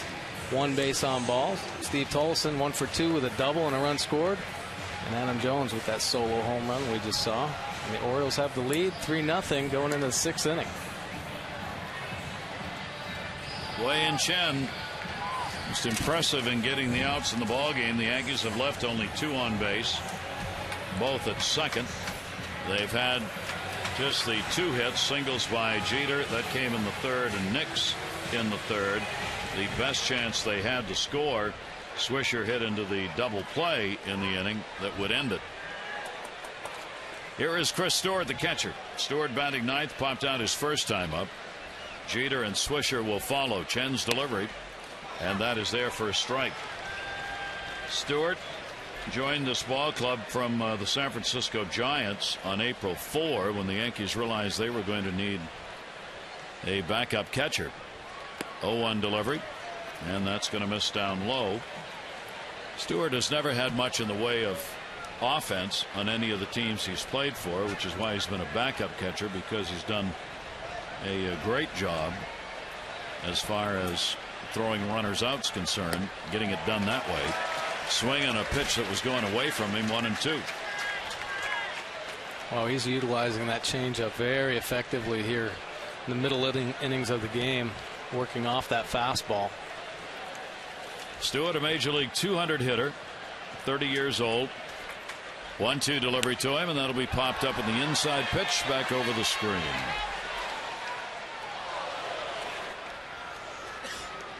Chen gets ahead on the count again, a ball and 2 strikes. And Chen worked him away, a couple off-speed pitches, and then tried to sneak a fastball in on him. Great location, just fought that one off. And the 1-2 delivery on the way, and he got him.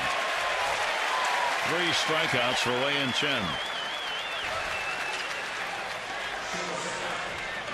Boy, another great changeup right there. Very effective sequence. He threw fastball away, then changeup, fastball in, and changeup down.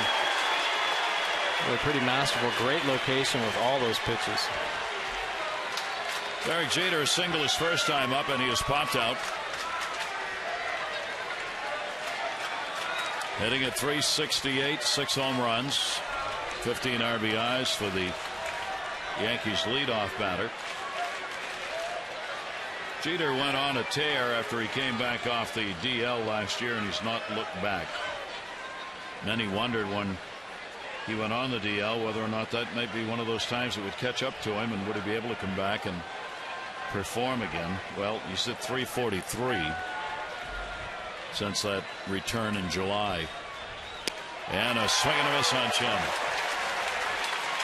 Well, he's taken care of himself through his whole career. I mean, he hasn't seemed to change one bit. You know, I mean, keeps himself in top condition. The older you get, you have to train harder, obviously, to keep up with the game. The game's so fast. So you have to commend him for keeping up with himself. There's the 0-1 delivery on the way. Ground ball to short. Hardy.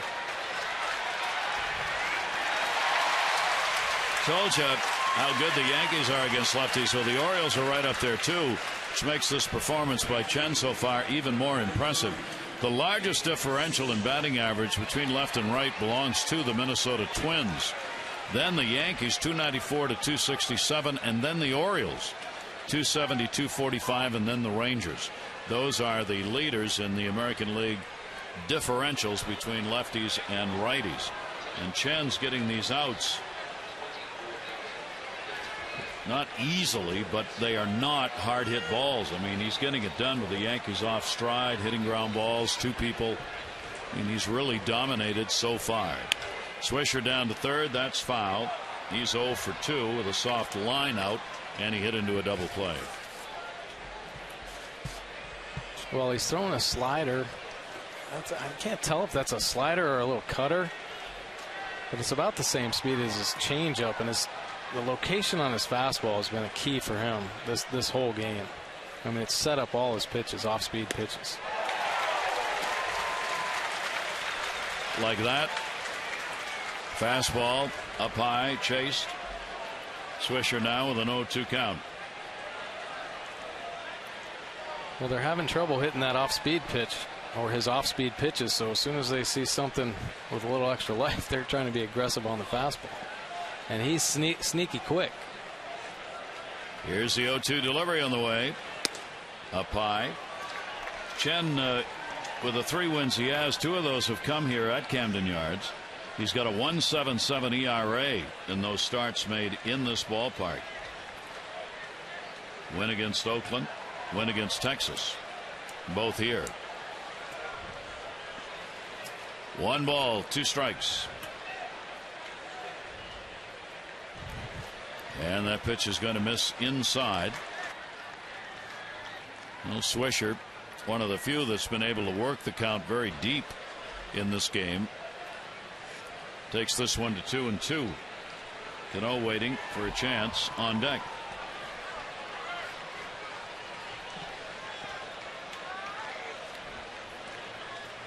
Here's the 2-2 delivery. And Swisher right into the glove of Chen.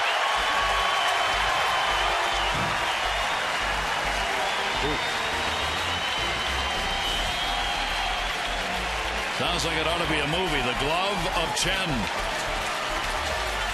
Opening at a theater near you shortly.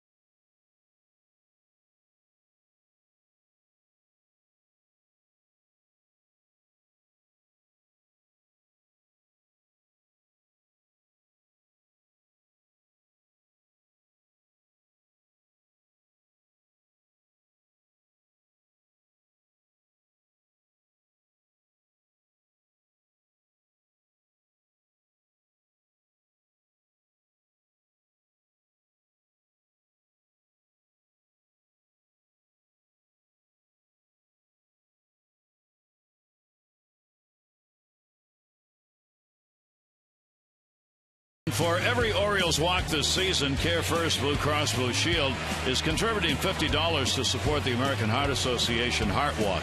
To date, the Orioles have drawn 106 walks, $5,300. Care First Blue Cross Blue Shield encourages each of us to take that first step towards a healthier and more active lifestyle. Gary Thorne and Mike Wardick here at Camden Yards. The Orioles in this short 2-game series against the Yankees.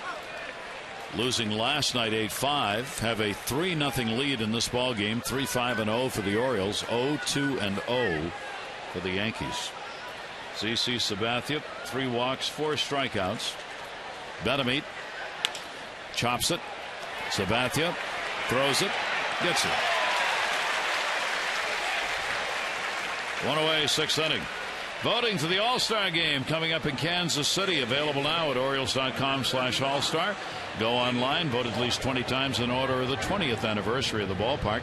You can vote up to 25, so vote early, vote often at Orioles.com/All-Star.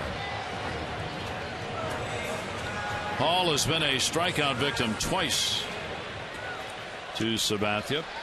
Sabathia has worked in has gone 8 innings in each of his last 4 starts. 8 innings in each of them. And that pitch will be taken down low. And Hall gets ahead on the count, as has happened so often. Sabathia's thrown over 100 pitches in every game, fewest 104, the most his last start against Tampa Bay, 119. And again, Hall takes it 2-0.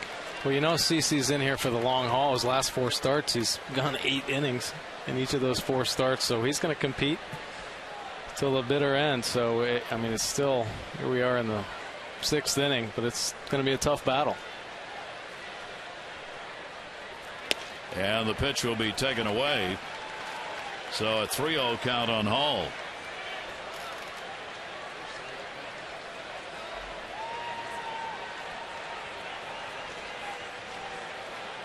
You don't get many 3-0 counts on Sabathia.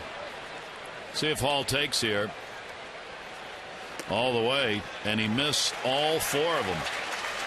Wow. Well, that's got to be some concern to Joe Girardi over there, because you're right. I mean, it's very rare. Unless he's intentionally walking you like he did to Adam Jones, he's pretty much around the plate, or on the plate. So the Orioles, with 1 away, get a runner on at first base. That's the most walks surrendered in any of the starts this year for Sabathia. He'd walked 3 in that first start against Tampa Bay. That was the most until tonight. And that will bring up Tollefson, who's hit into a fielder's choice and has had a double and a run scored. Steve Tollefson getting the start at third base in the ball game tonight. Hall at first. Tollefson will take it. That's 5 in a row out of the strike zone. Steve Tollefson, his father, Wayne Tollefson, played for the Yankees. It's a little bit of a tie here.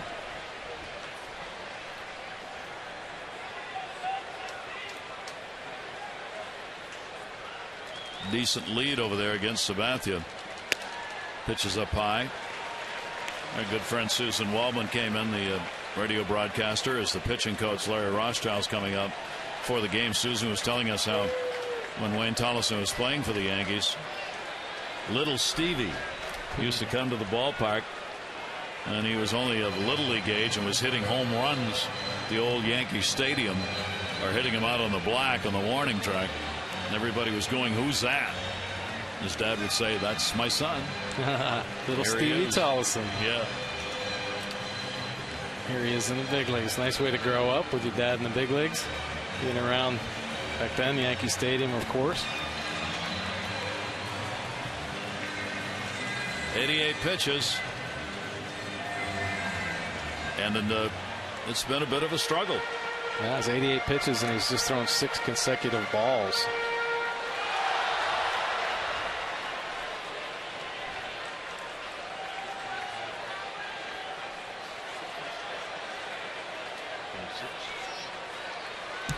$15 out of 26 first pitch strikes, 4 walks.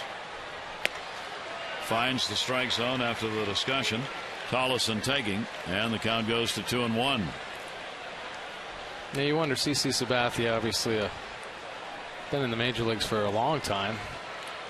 What did Rothschild say right there to make him throw a strike after he's just thrown 6 in a row? I mean, CC's been through situations like this before. I think he could step off the mound and do a little self-talk, but sometimes there are little things that happen, and obviously pitching coaches are well aware of that, and it might be just not getting over your front side enough, or just break the rhythm. Yeah, exactly. Take a deep breath. Yep. Get out of that rhythm. 2 ball, 1 strike count. Right in the hole. Cano is playing him the other way. Cleanly fielded by Swisher, who gets it back in. Tollefson hit it where they weren't, and the Orioles have runners on at first and second, 1 away. Well, that's a nice bit of hitting right there. I mean, they give you the hole. I mean, there used to be a day when right-handed hitters would shoot for that hole. First baseman holding him on, obviously Teixeira holding Hall on over there at first base, and that's just such a gaping opportunity. And Tollefson had the right approach, not trying to do too much, stayed inside it, and perfectly executed that base hit. That's 4 hits for Tollefson now, and 10 at bats since being called up. The Orioles get runners on at first and second, 6 hits in the game. And here is Avery, who has singled. walked and scored.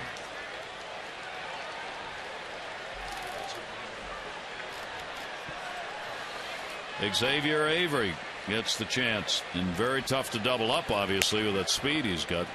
We were talking about the walk to Hall, 4 in a row missed. The only other time in the game Sabathia's had a 3-0 count was on Adam Jones when they pitched around him in the 5th inning. So only twice, and once was intentional, as Sabathia gone 3-0. Xavier Avery, and that's going to be taken on the inside corner for a strike.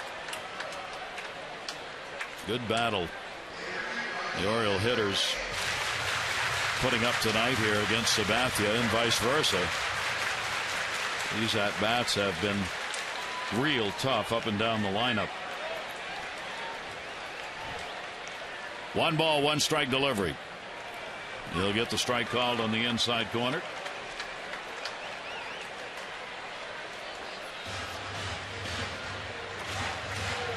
Sabathia, remembers, 5-0. Oriole base runners. Hall with a walk at second. Tollison a single at first. Well, now with 2 strikes, Alex Rodriguez feels a little bit more comfortable because he wasn't as close early, but he knows the speed of Avery. And a big swing and a miss. And Sabathia gets his 5th strikeout. Well, Xavier had some tough pitches right there, back-to-back breaking balls. Got that big frame, 6'7" frame out there on the mound. It looks like he's releasing it right in front of him, and he throws a big breaking ball. Kind of buckles the knees a little bit. Cody Epley in the bullpen. This is another new addition as the Yankees have to make changes because of injuries in their pen. So a 2-out opportunity for Andino.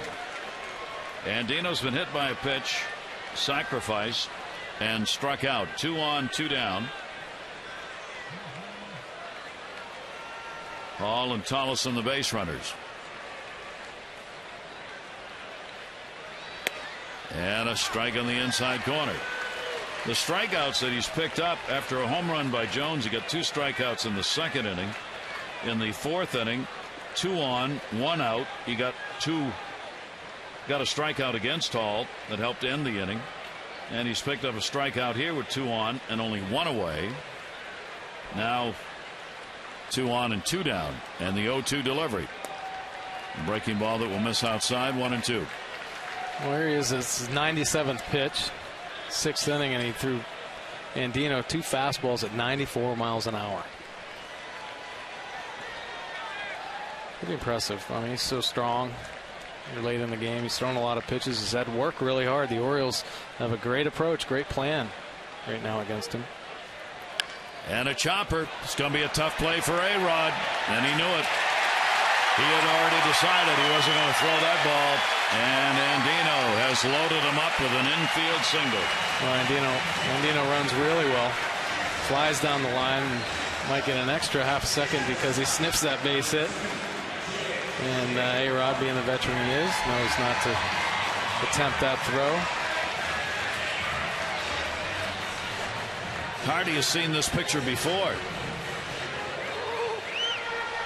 Hall with a walk, Tollison with a single, Andino the infield hit.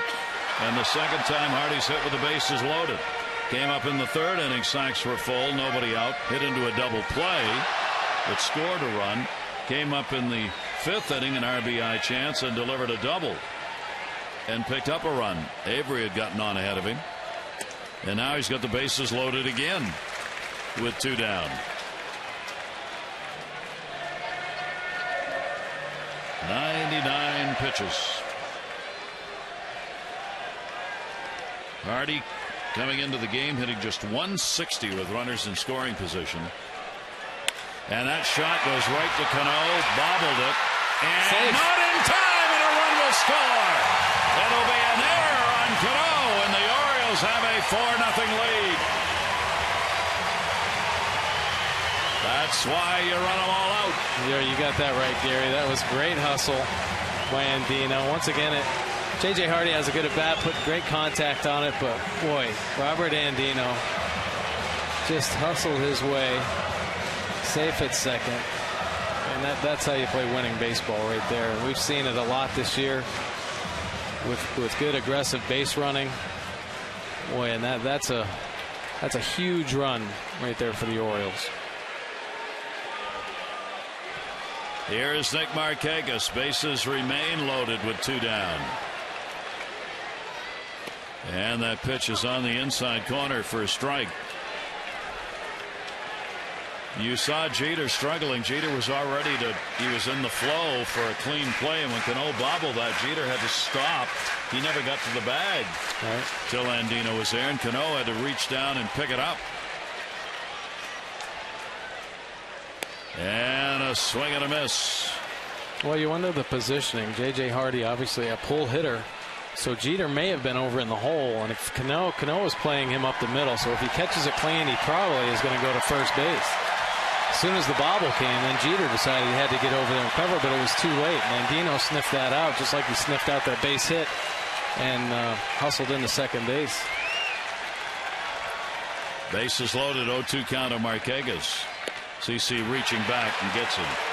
That'll be the 6th strikeout, and at least for the moment, they are calling that a single for Hardy and an RBI, and it is a 4-0 Orioles lead.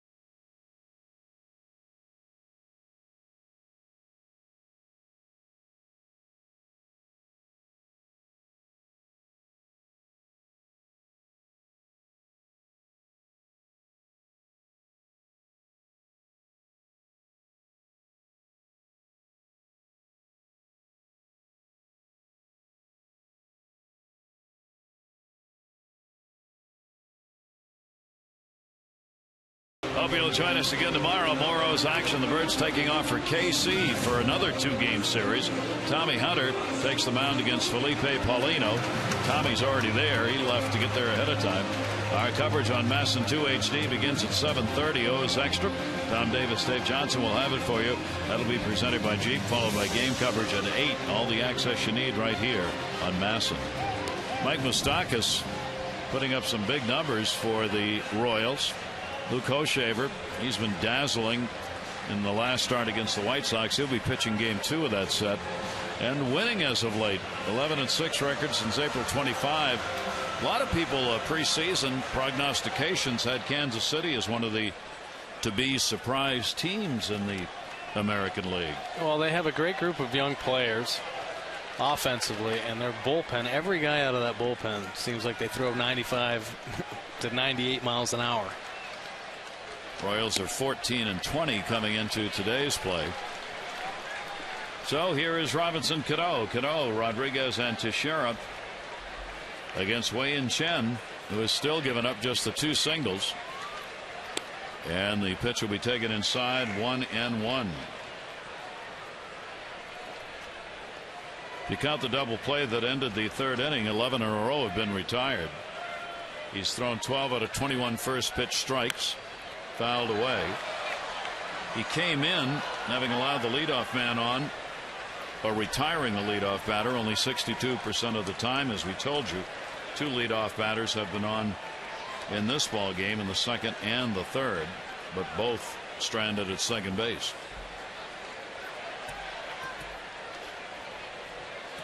And the 1-2 delivery.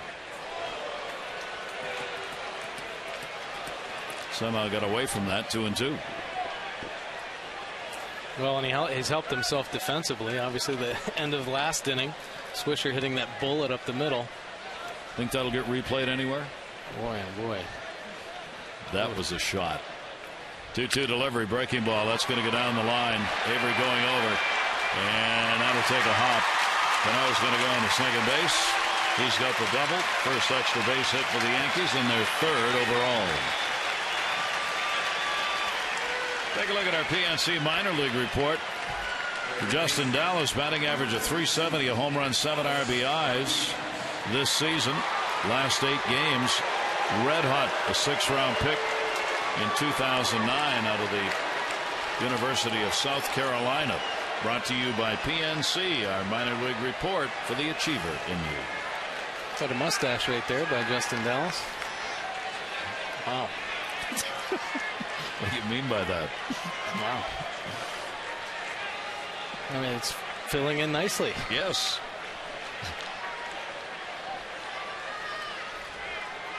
Here's Alex Rodriguez. And the pitch up high. So the leadoff man on for the 3rd time in the ball game. Cano with a double. Rodriguez has walked and grounded out. The Orioles bullpen walking a little bit. 4-0 lead. Here's the 1-0 pitch, and Rodriguez will take it inside. The Yankees, like the Orioles, using the long ball. These are the number 1 and 2 teams in the majors in home runs. The Orioles have 57 on the year. The Yankees have 55 in this ball game. Jones has added to it to make it 58. And a swing and a miss. What is that pitch against right-handers? It looks like it tails away a little bit. Well, I didn't see the velocity on that, but he's throwing a changeup away that has a little tail, but that was a live fastball at 92 miles an hour. 2 ball, 1 strike count. And A-Rod swings through it.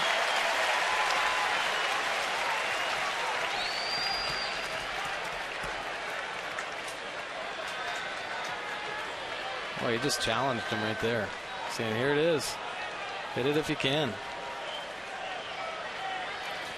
2 ball, 2 strike count. Chen has struck out as many as 6 this year. That was in his first start against the Yankees.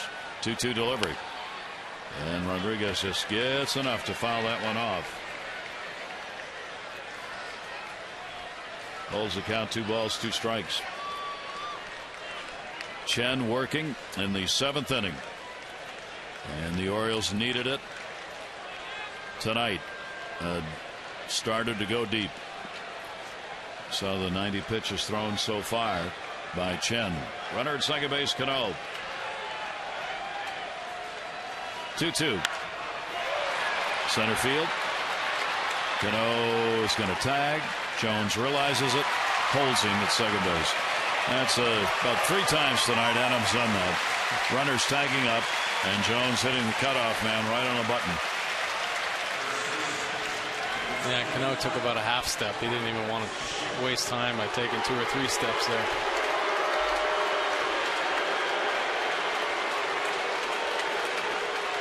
You can always tell when it's Mark Teixeira. Yeah. 9 fly ball outs have been recorded by Chen in the game. Here's Teixeira, 4-game hit streak coming in, 0 for 2. He's grounded out, flied out. A short, compact miss. Boy, they can't quite get on that fastball. And Alex Rodriguez had just proved that they're having trouble with that, because he blew 2 fastballs by him, and then he ended up making a mistake. Actually, that ball, he flew out to center field and left it out over the plate. But I think A-Rod was just so leery of that fastball that he wasn't able to make good contact with it, just missed it. 1 ball, 1 strike count. Cano off second base, inside to him. And a 2 ball, 1 strike count on Teixeira. Boy, that's a great pitch. You just don't see that very often in the major leagues anymore. Somebody that can pitch that effectively inside, not scared to throw it in there. Here's the 2-1 delivery to him, and he got around on it, fouls it off under the feet of Robbie Thompson, third base coach, and a 2-ball, 2-strike count. Teixeira closing in on one of those milestone numbers, a couple more hits, and he'll have 1,500 for his career. But Chen has held him off the board so far in this game.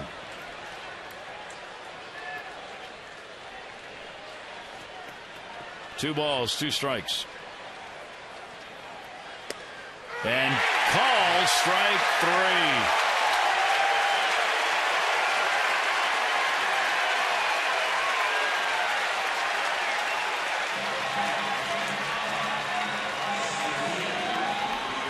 Well, Chen's been getting that high strike called a couple times tonight, right at the top of the zone. Borderline high strike goes his way.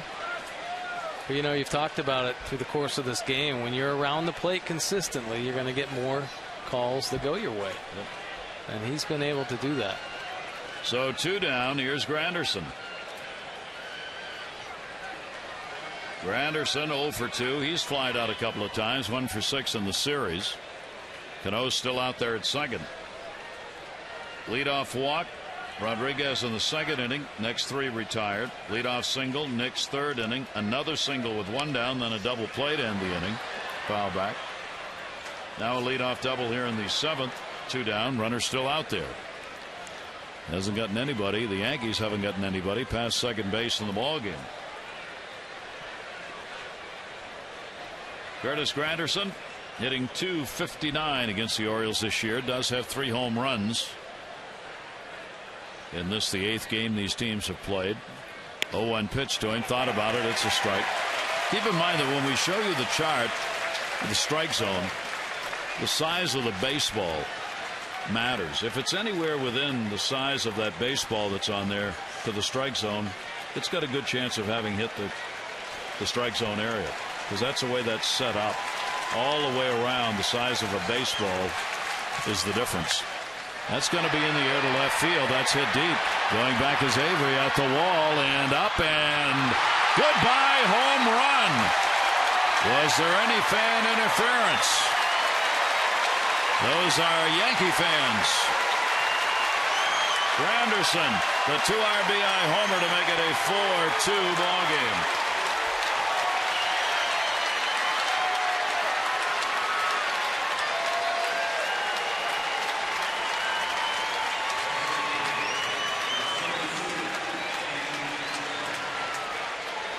Oh, was there ever? I think so. That guy took it right away from him. Can you review that?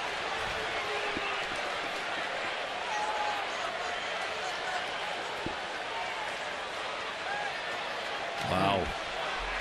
Here's Andrew Jones. So the Yankees have cut the lead in half. Chen surrenders just the 3rd home run off him this year. First one by a left-hander. And the pitch is taken down low. 2-0 count on Andrew Jones.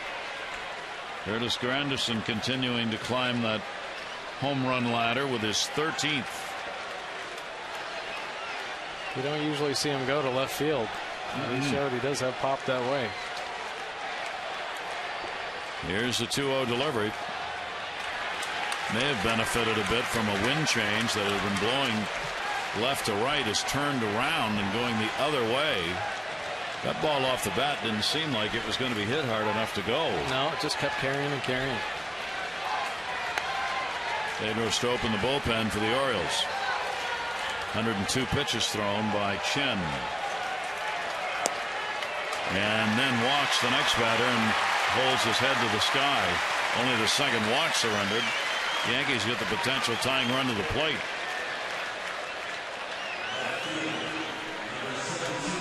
Well, the first time through the course of this game, you've seen him lose a little bit of his composure. Obviously, that home run kind of got to him a little bit. It's late in the game. Close to 100 pitches. Matt Wieters and Rick Adair out to settle him down a little bit. Chen has pitched a heck of a ball game, but he's in danger here with 2 down, and Nick's coming up. One more long ball and it would be tied. 2 runs, 4 hits now for the Yankees. 4-8-0 for the Orioles. We're in the 7th inning, and Jason Nick's coming to the plate. Nick's appearing in his 6th game. He's had just 12 at bats, picked up 2 hits, including the single in tonight's game. Does have 1 home run and a couple of RBIs. So the veteran Nicks will take the pitch for a ball. Nicks just a .207 major league average in some 270 games that he's played at the major league level. He came into pro ball back in 2001, playing with Colorado and Chicago, Cleveland, Toronto. Here's the 1-0 delivery to him. That ground ball goes to third. Collison will go to second. They get the force out. So a couple of runs in. Yankees cut the lead to 4-2 with the Orioles up. 7th inning stretch time. Brought to you by Jack Daniels Tennessee Honey. Fly straight. Drink responsibly.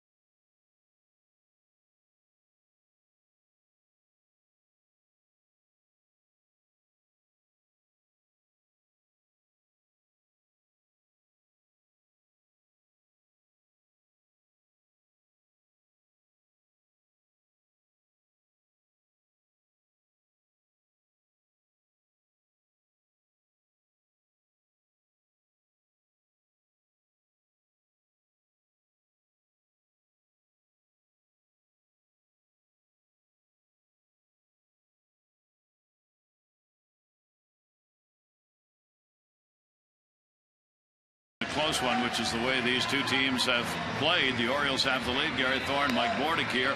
Chen a little upset as he came off about giving up the home run that went the other way, and still a really fine performance. Oh, he's done great. That's the only blemish, really. I mean, Cano had a nice at bat to start that inning, and Granderson made great contact with a pitch away and drove it the other way, and stayed with his game plan there, because Granderson's power obviously is to pull, and Granderson got the good part on the bat on the ball. But boy, what a performance through 7 innings. He has really shown the confidence in his starts and continues here tonight. The Orioles have accomplished one thing already. CC Sabathia's out of the ball game, and Freddie Garcia is going to come on to pitch. Boy, they had a great game plan tonight against CC Sabathia. They really worked him tough. Yeah, I don't think we've seen CC Sabathia work that hard to get through a ball game, and the Orioles had some big hits, obviously Jones and Hardy, to get the 4 marks on the board. So let's see what the Orioles can do with it here, as Sabathia goes out possibly to lose a ball game. He leaves as the pitcher of record on the losing side. He has a 5-0 record on the year. Chen, of course, also undefeated at 3-0, and there is Freddie Garcia, moved from the rotation to the bullpen.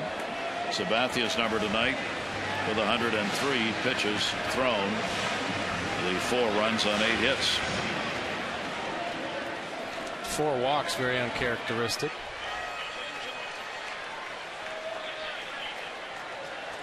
Adam Jones will lead it off. Jones a home run, solo shot, 2nd inning, his 11th. He is walking, popped out, and Garcia's pitch to him is taken away for a ball. 24,055, 24,055 the attendance here tonight, and again seeing just a heck of a ball game. Here's the 1-0 delivery. That's a rocket to center, right on the button. Jones has got a base hit, and he's 2 for 3 in the ball game, leading off the bottom of the 7th.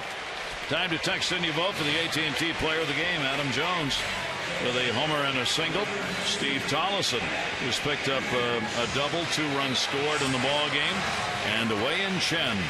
So far, a very solid 7 innings of work. Text in your vote, A, B, or C, to 31826.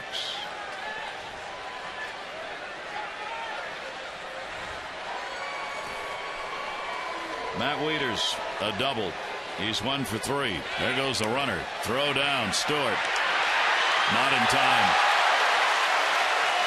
Stewart can't believe it. Jeter's going to argue it. Adrian Johnson, the second base umpire, and here comes Girardi.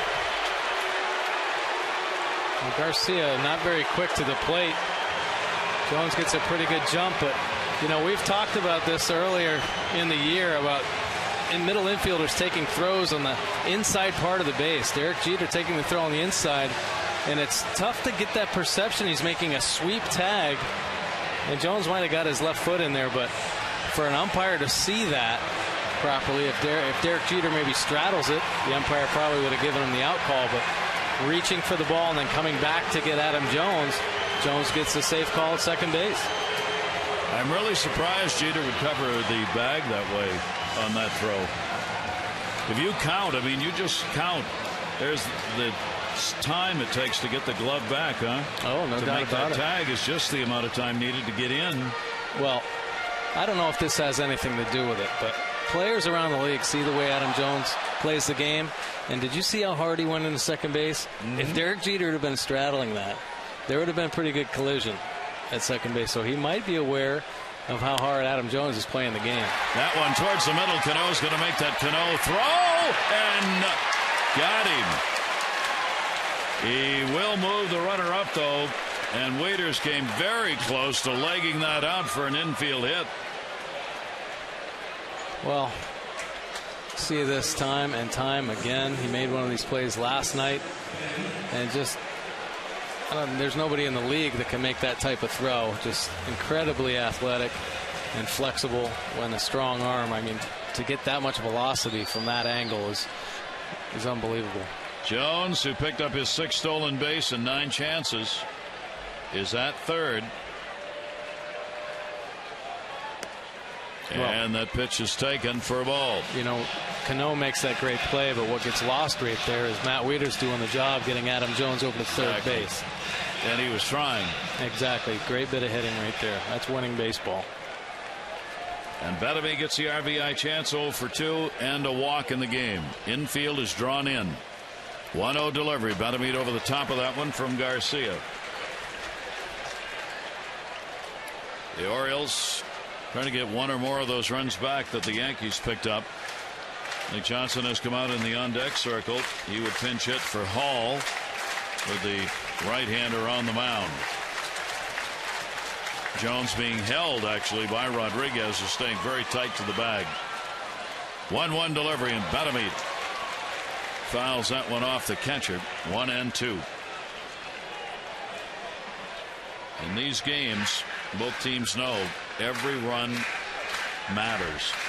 They have played so many tight games of late. Both teams have had comebacks against one another. 1-run decisions. A couple of extra inning ball games already played. Here's the 1-2 delivery. Bettamy takes it. Tough take.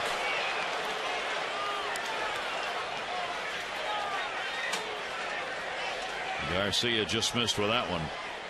Bettamy 1 for 3. That one a home run off Garcia. Infield stays in. Adam Jones short lead at third.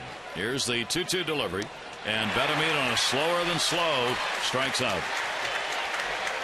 Well, I don't know if that was a split or a change, but 81 miles an hour had a little dip to it. Pretty good pitch by Garcia. It was a splitty. So Nick Johnson will come on as the pinch hitter.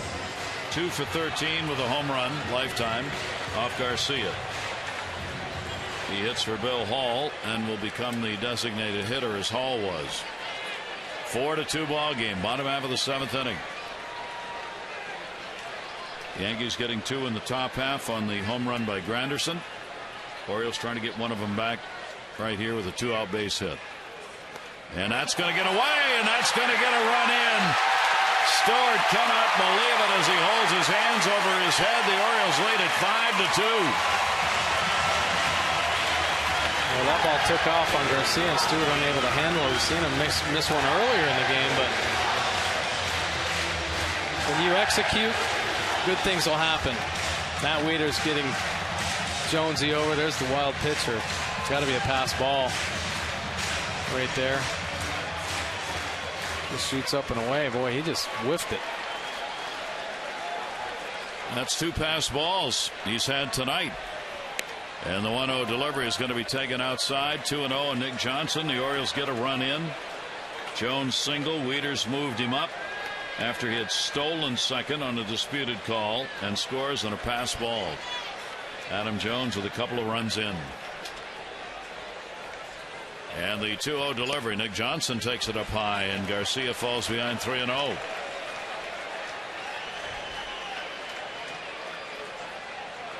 Adam Jones leads the Orioles with 29 runs scored in the year. That one is in there for a strike. Well, the Orioles get one of those runs back. Adam is 3rd in the league behind Ian Kinsler and Josh Hamilton in runs scored. 3-1. That's in the air to center field. Granderson, a little shuffle is there and puts it away. But the Orioles will pick up 1 run on 1 hit. They leave nobody on. 7 complete. Orioles 5, Yankees 2.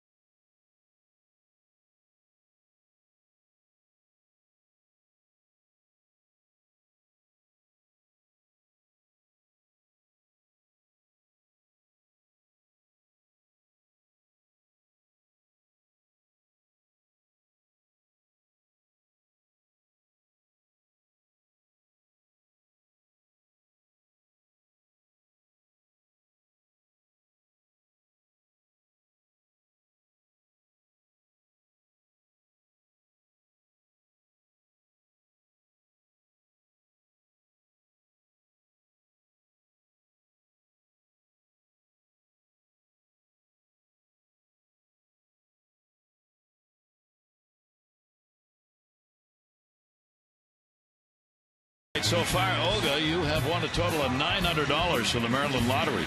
For your chance to be the Maryland Lottery contestant of the game, play Strike It Rich, Scratch Offs, and enter your non-winning ticket codes at mdlottery.com/strikeItRich. Well, the Orioles, looking to even up this short 2-game set, have the 5-2 lead, and Chen comes back out to work the 8th inning. Maybe not.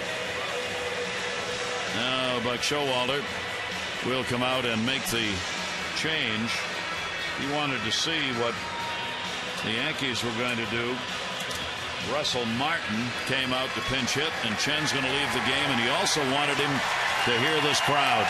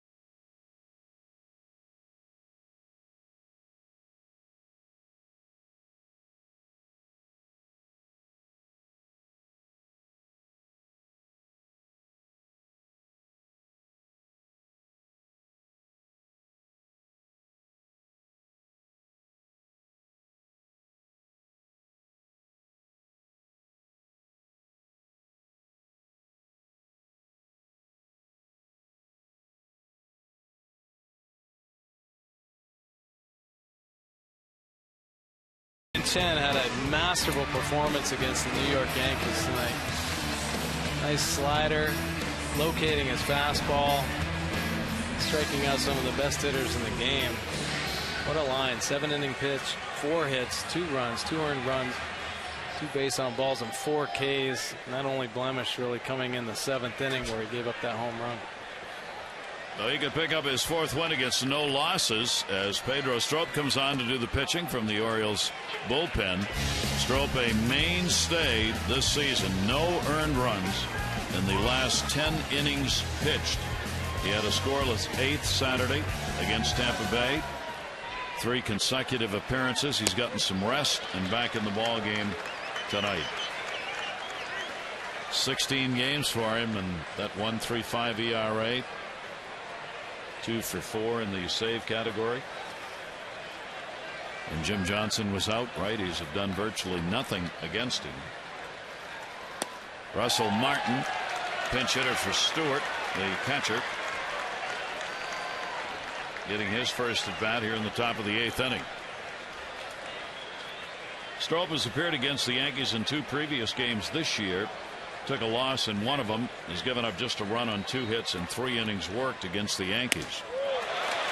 Not what he wanted to do here, as Martin will draw the leadoff walk. Follow the Orioles with the MLB.com at Bat 12 app, iPhone, iPad, Android, BlackBerry, and Windows Mobile. Get live audio, pitch tracking, video highlights, and more. Just text at 31826 or go to Orioles.com.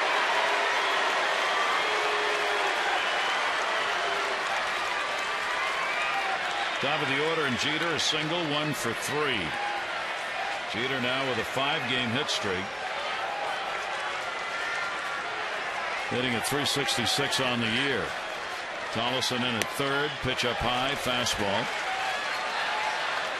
That will bring Betemit over from first base.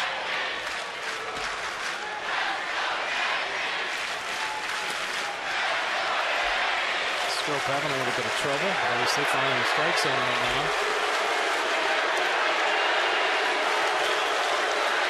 There's a 1-0 delivered. That's a strike. And it's good to see Wilson Betemit taking charge out there and just coming over, you know, like we had talked about. Pitchers getting a little trouble, just to break the rhythm up a little bit. Veteran player right there. Jeter has faced Strop only once, 0 for 1. 1 ball, 1 strike count. And that's there. You see how important that run was. The Orioles picked up in the bottom half of the 7th inning. It's breathing room. Otherwise, Jeter represents a potential tying run in a 2-run game, but it's not. It's a 3-run ball game. You're right. That was huge. 1 ball, 2 strike count. Jeter will take it. Count goes to 2-2. Jeter's had a couple of hits in 8 at-bats in this series. Strop trying to either get a strikeout or the ground ball for the double play he'd love to do. Here's the 2-2. And did he go? They check it first. Fielding Cobra says nope. 3-2. Strop throws that hard slider down and away. Tries to get him to chase. Doesn't quite get around.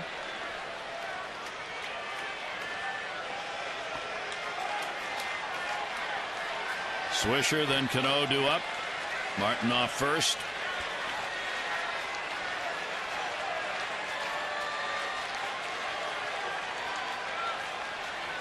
Here's the 3-2 and walked it. So consecutive walks by Strop to start the 8th will bring the potential tying run to the plate. Nick Swisher. Swisher obviously a dangerous hitter from the left side. We talked about his power numbers. Strop's got to find that strike zone because his stuff moves. It's so effective. Just get it in the zone. And he has such late life on his fastball. Bite to the slider. Just get it in the strike zone. It's tough to hit.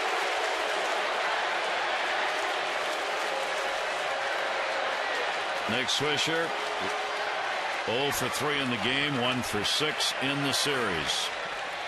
Strope's delivery to him, foul back. He's faced Strope 3 times, 0 for 3. So he gets turned around here, and as we said, from the left side, hitting .293, 6 of his 7 home runs and 22 of his 24 RBIs have come from this side.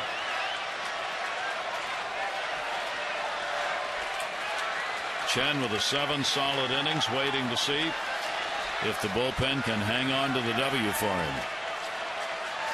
Here's the 0-1 delivery. 1-1.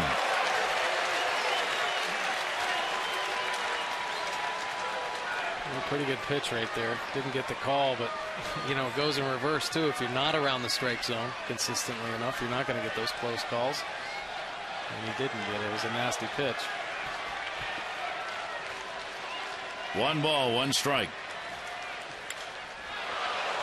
He wants to tie the game up with the 2 cuts he's taken.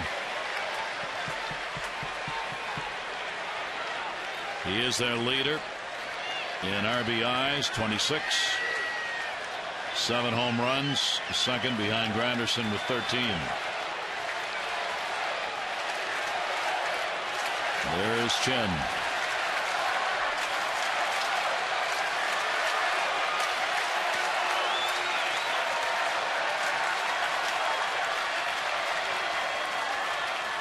Runners off first and second. Here's the 1-2 delivery. Down to first. Backhanded. Betemit will go for 1. They get 1.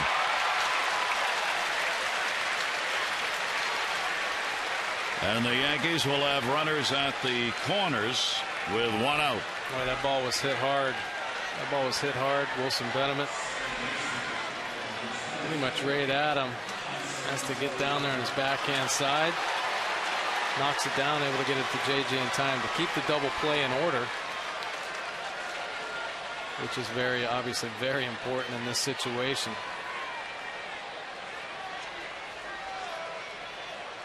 Now Cano, first and third, 1 away. Cano 1 for 2 off Strope. Yankees have had only 4 hits in the ball game. The 2 of them came in the 7th inning on Cano's double, followed by Granderson's homer. 1 away. Cano will foul that one back.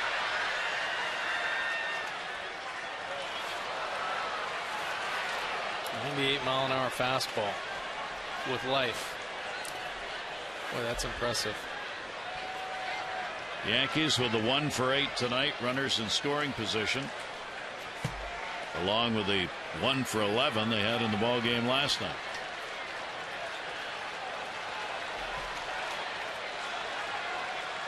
Off first and third, Yankee runners, 0-1 delivery. Back to the mound. Here's the chance. There's 1 relay. Double play.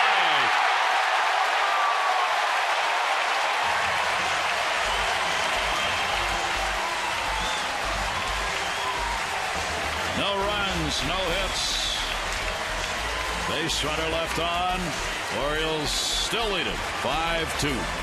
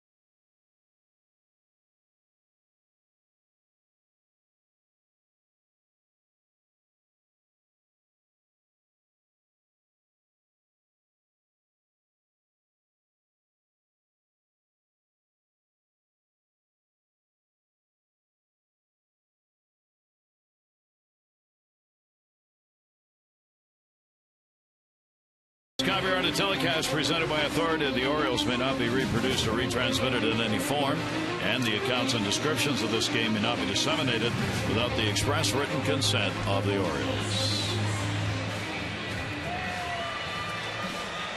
Great job of the Orioles tonight, turning double plays when needed.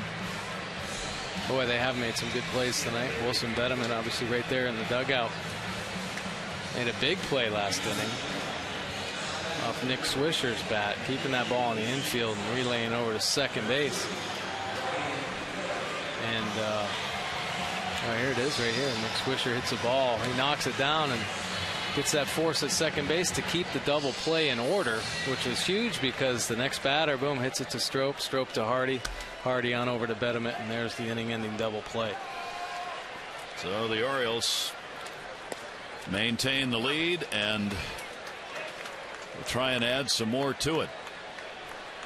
Russell Martin has come on to do the catching after pinch hitting.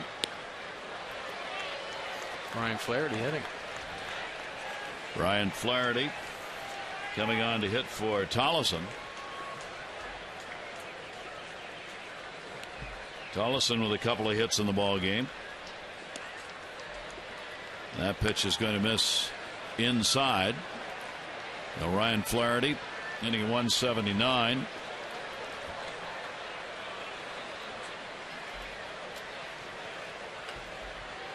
And the 1-2 delivery. And that's going to miss down low. Freddie Garcia, the Orioles closer, Jim Johnson getting ready to go. Right now it is a save situation. 2-2 delivered to Flaherty, and will foul it off. Garcia came on for Sabathia, right now the pitcher of record, who gave up 4 runs, 8 hits over 6 innings. Garcia giving up a run in the last inning on just 1 hit. 2 balls, 2 strikes to Flaherty. Flaherty will pop that one back. Martin will come over, but there's no play. Freddie Garcia, of course, moved to the bullpen recently. This is maybe his 3rd appearance out of the bullpen, so making an adjustment there. Boy, Freddie Garcia, he's had a long career, and it seems like, I don't know, back in the 90s when he was with Seattle. Man, if you could have seen the way he threw back then, 97, 96 with movement, just a real powerful pitcher. And got him on a call, strike 3. Now he's Garcia gets his 2nd K. Become more of a finesse pitcher, obviously learning how to pitch with what he's had, and there's a little breaking ball. He's been throwing a lot of off-speed pitches. He gets some 2-seam movement off his fastball. Throws a slider and a split. Xavier Avery batting 9th, a single, a walk, a strikeout. He has scored a run. He'll bring Rodriguez in at 3rd base. They've seen the speed here in this short 2-game set that Avery has. Avery 1-0, pops it up at the mound. Teixeira says, I got it. 2 down. Much better angle, even though it's closer to the catcher. Those silo shots for catchers are really tough to get under. Well, there's no doubt about it. I mean, you try to, at any time you can, the corner infielders are supposed to call the catcher off, unless it's far back, close to the backstop where they can't reach it. Any chance a first baseman or third baseman has on a pop-up anywhere around the plate, they should try to call that ball off. Here's Robert Andino. He takes it for a strike. Andino has picked up 1 single in the ball game. He's had a sacrifice. He's been hit by a pitch, and he's struck out. He's got a 4-game hit streak with that base hit he got in his last at bat. That one goes off the end of the bat and foul. Let's update you on the voting to the AT&T Player of the Game. There are the results so far. Text in your vote now, A, B, or C, 31826. Results on the O's Extra post-game show. A 2-strike count. Base is empty. Bottom of the 8th. Orioles up 5-2. Looking for their 3rd win in 8 games against the Yankees. Slider will miss away, and a 1-ball 2-strike count.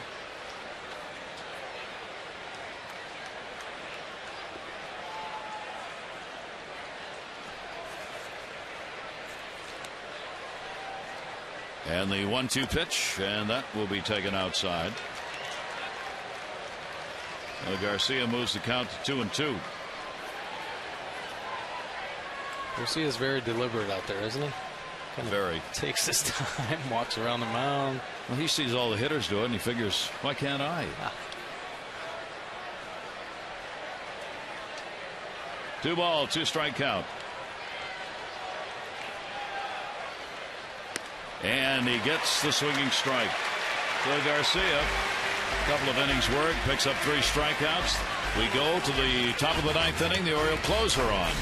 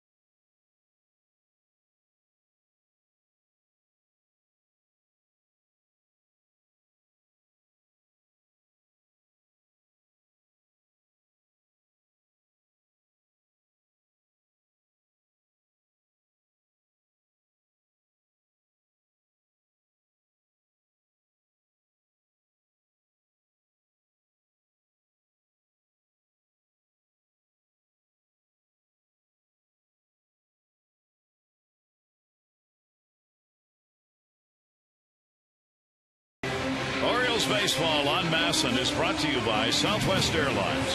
Find our fares online only at southwest.com. And by Dodge.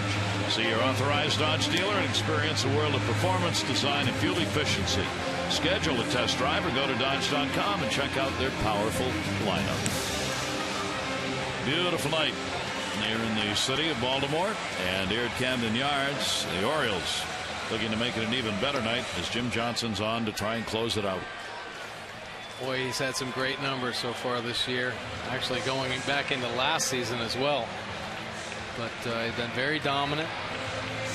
Obviously settling into this role as a closer very well. Flaherty's going to stay in the ball game at third base. And the Yankees have Rodriguez leading it off. That'll go to short. Hardy, 1 pitch, 1 out. That's something Johnson's been doing a lot of, getting ground balls. Take a look at Jim Johnson's numbers here. At the bottom you see 2010, 11, and 12, how the ERA has gone down. The ground balls have gone significantly up. And the balls put in play, hits that come off balls in play way down. And those line drives also down. But it's those ground balls that have made it easier for Jim Johnson to get the outs. Here's Teixeira. Yeah, pretty impressive. Has just a devastating sinker. It varies from 93 to 97 at times. And that's what hitters do with it. Oh, there's no doubt about it.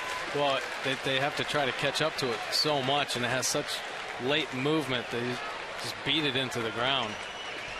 Johnson is after his 20th straight save, his 12th consecutive this season. Tied for first in the American League in that department.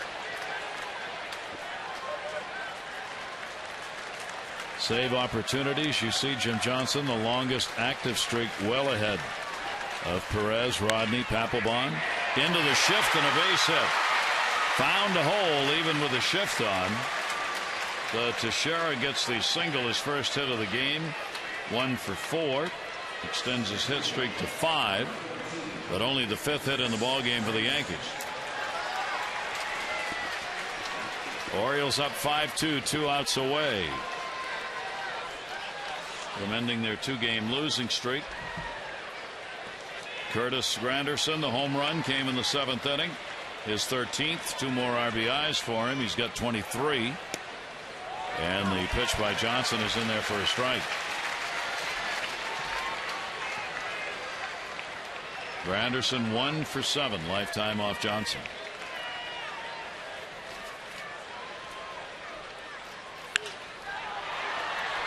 Oh, and 2. Well, Jim Johnson has definitely started getting the reputation because everybody I talk to in baseball, his name comes up, and they're just so impressed with just the stuff that he has on the mound, the movement, the electric pitches, and his consistency out there. There's another ground ball. Andino, there's one. Ball game over.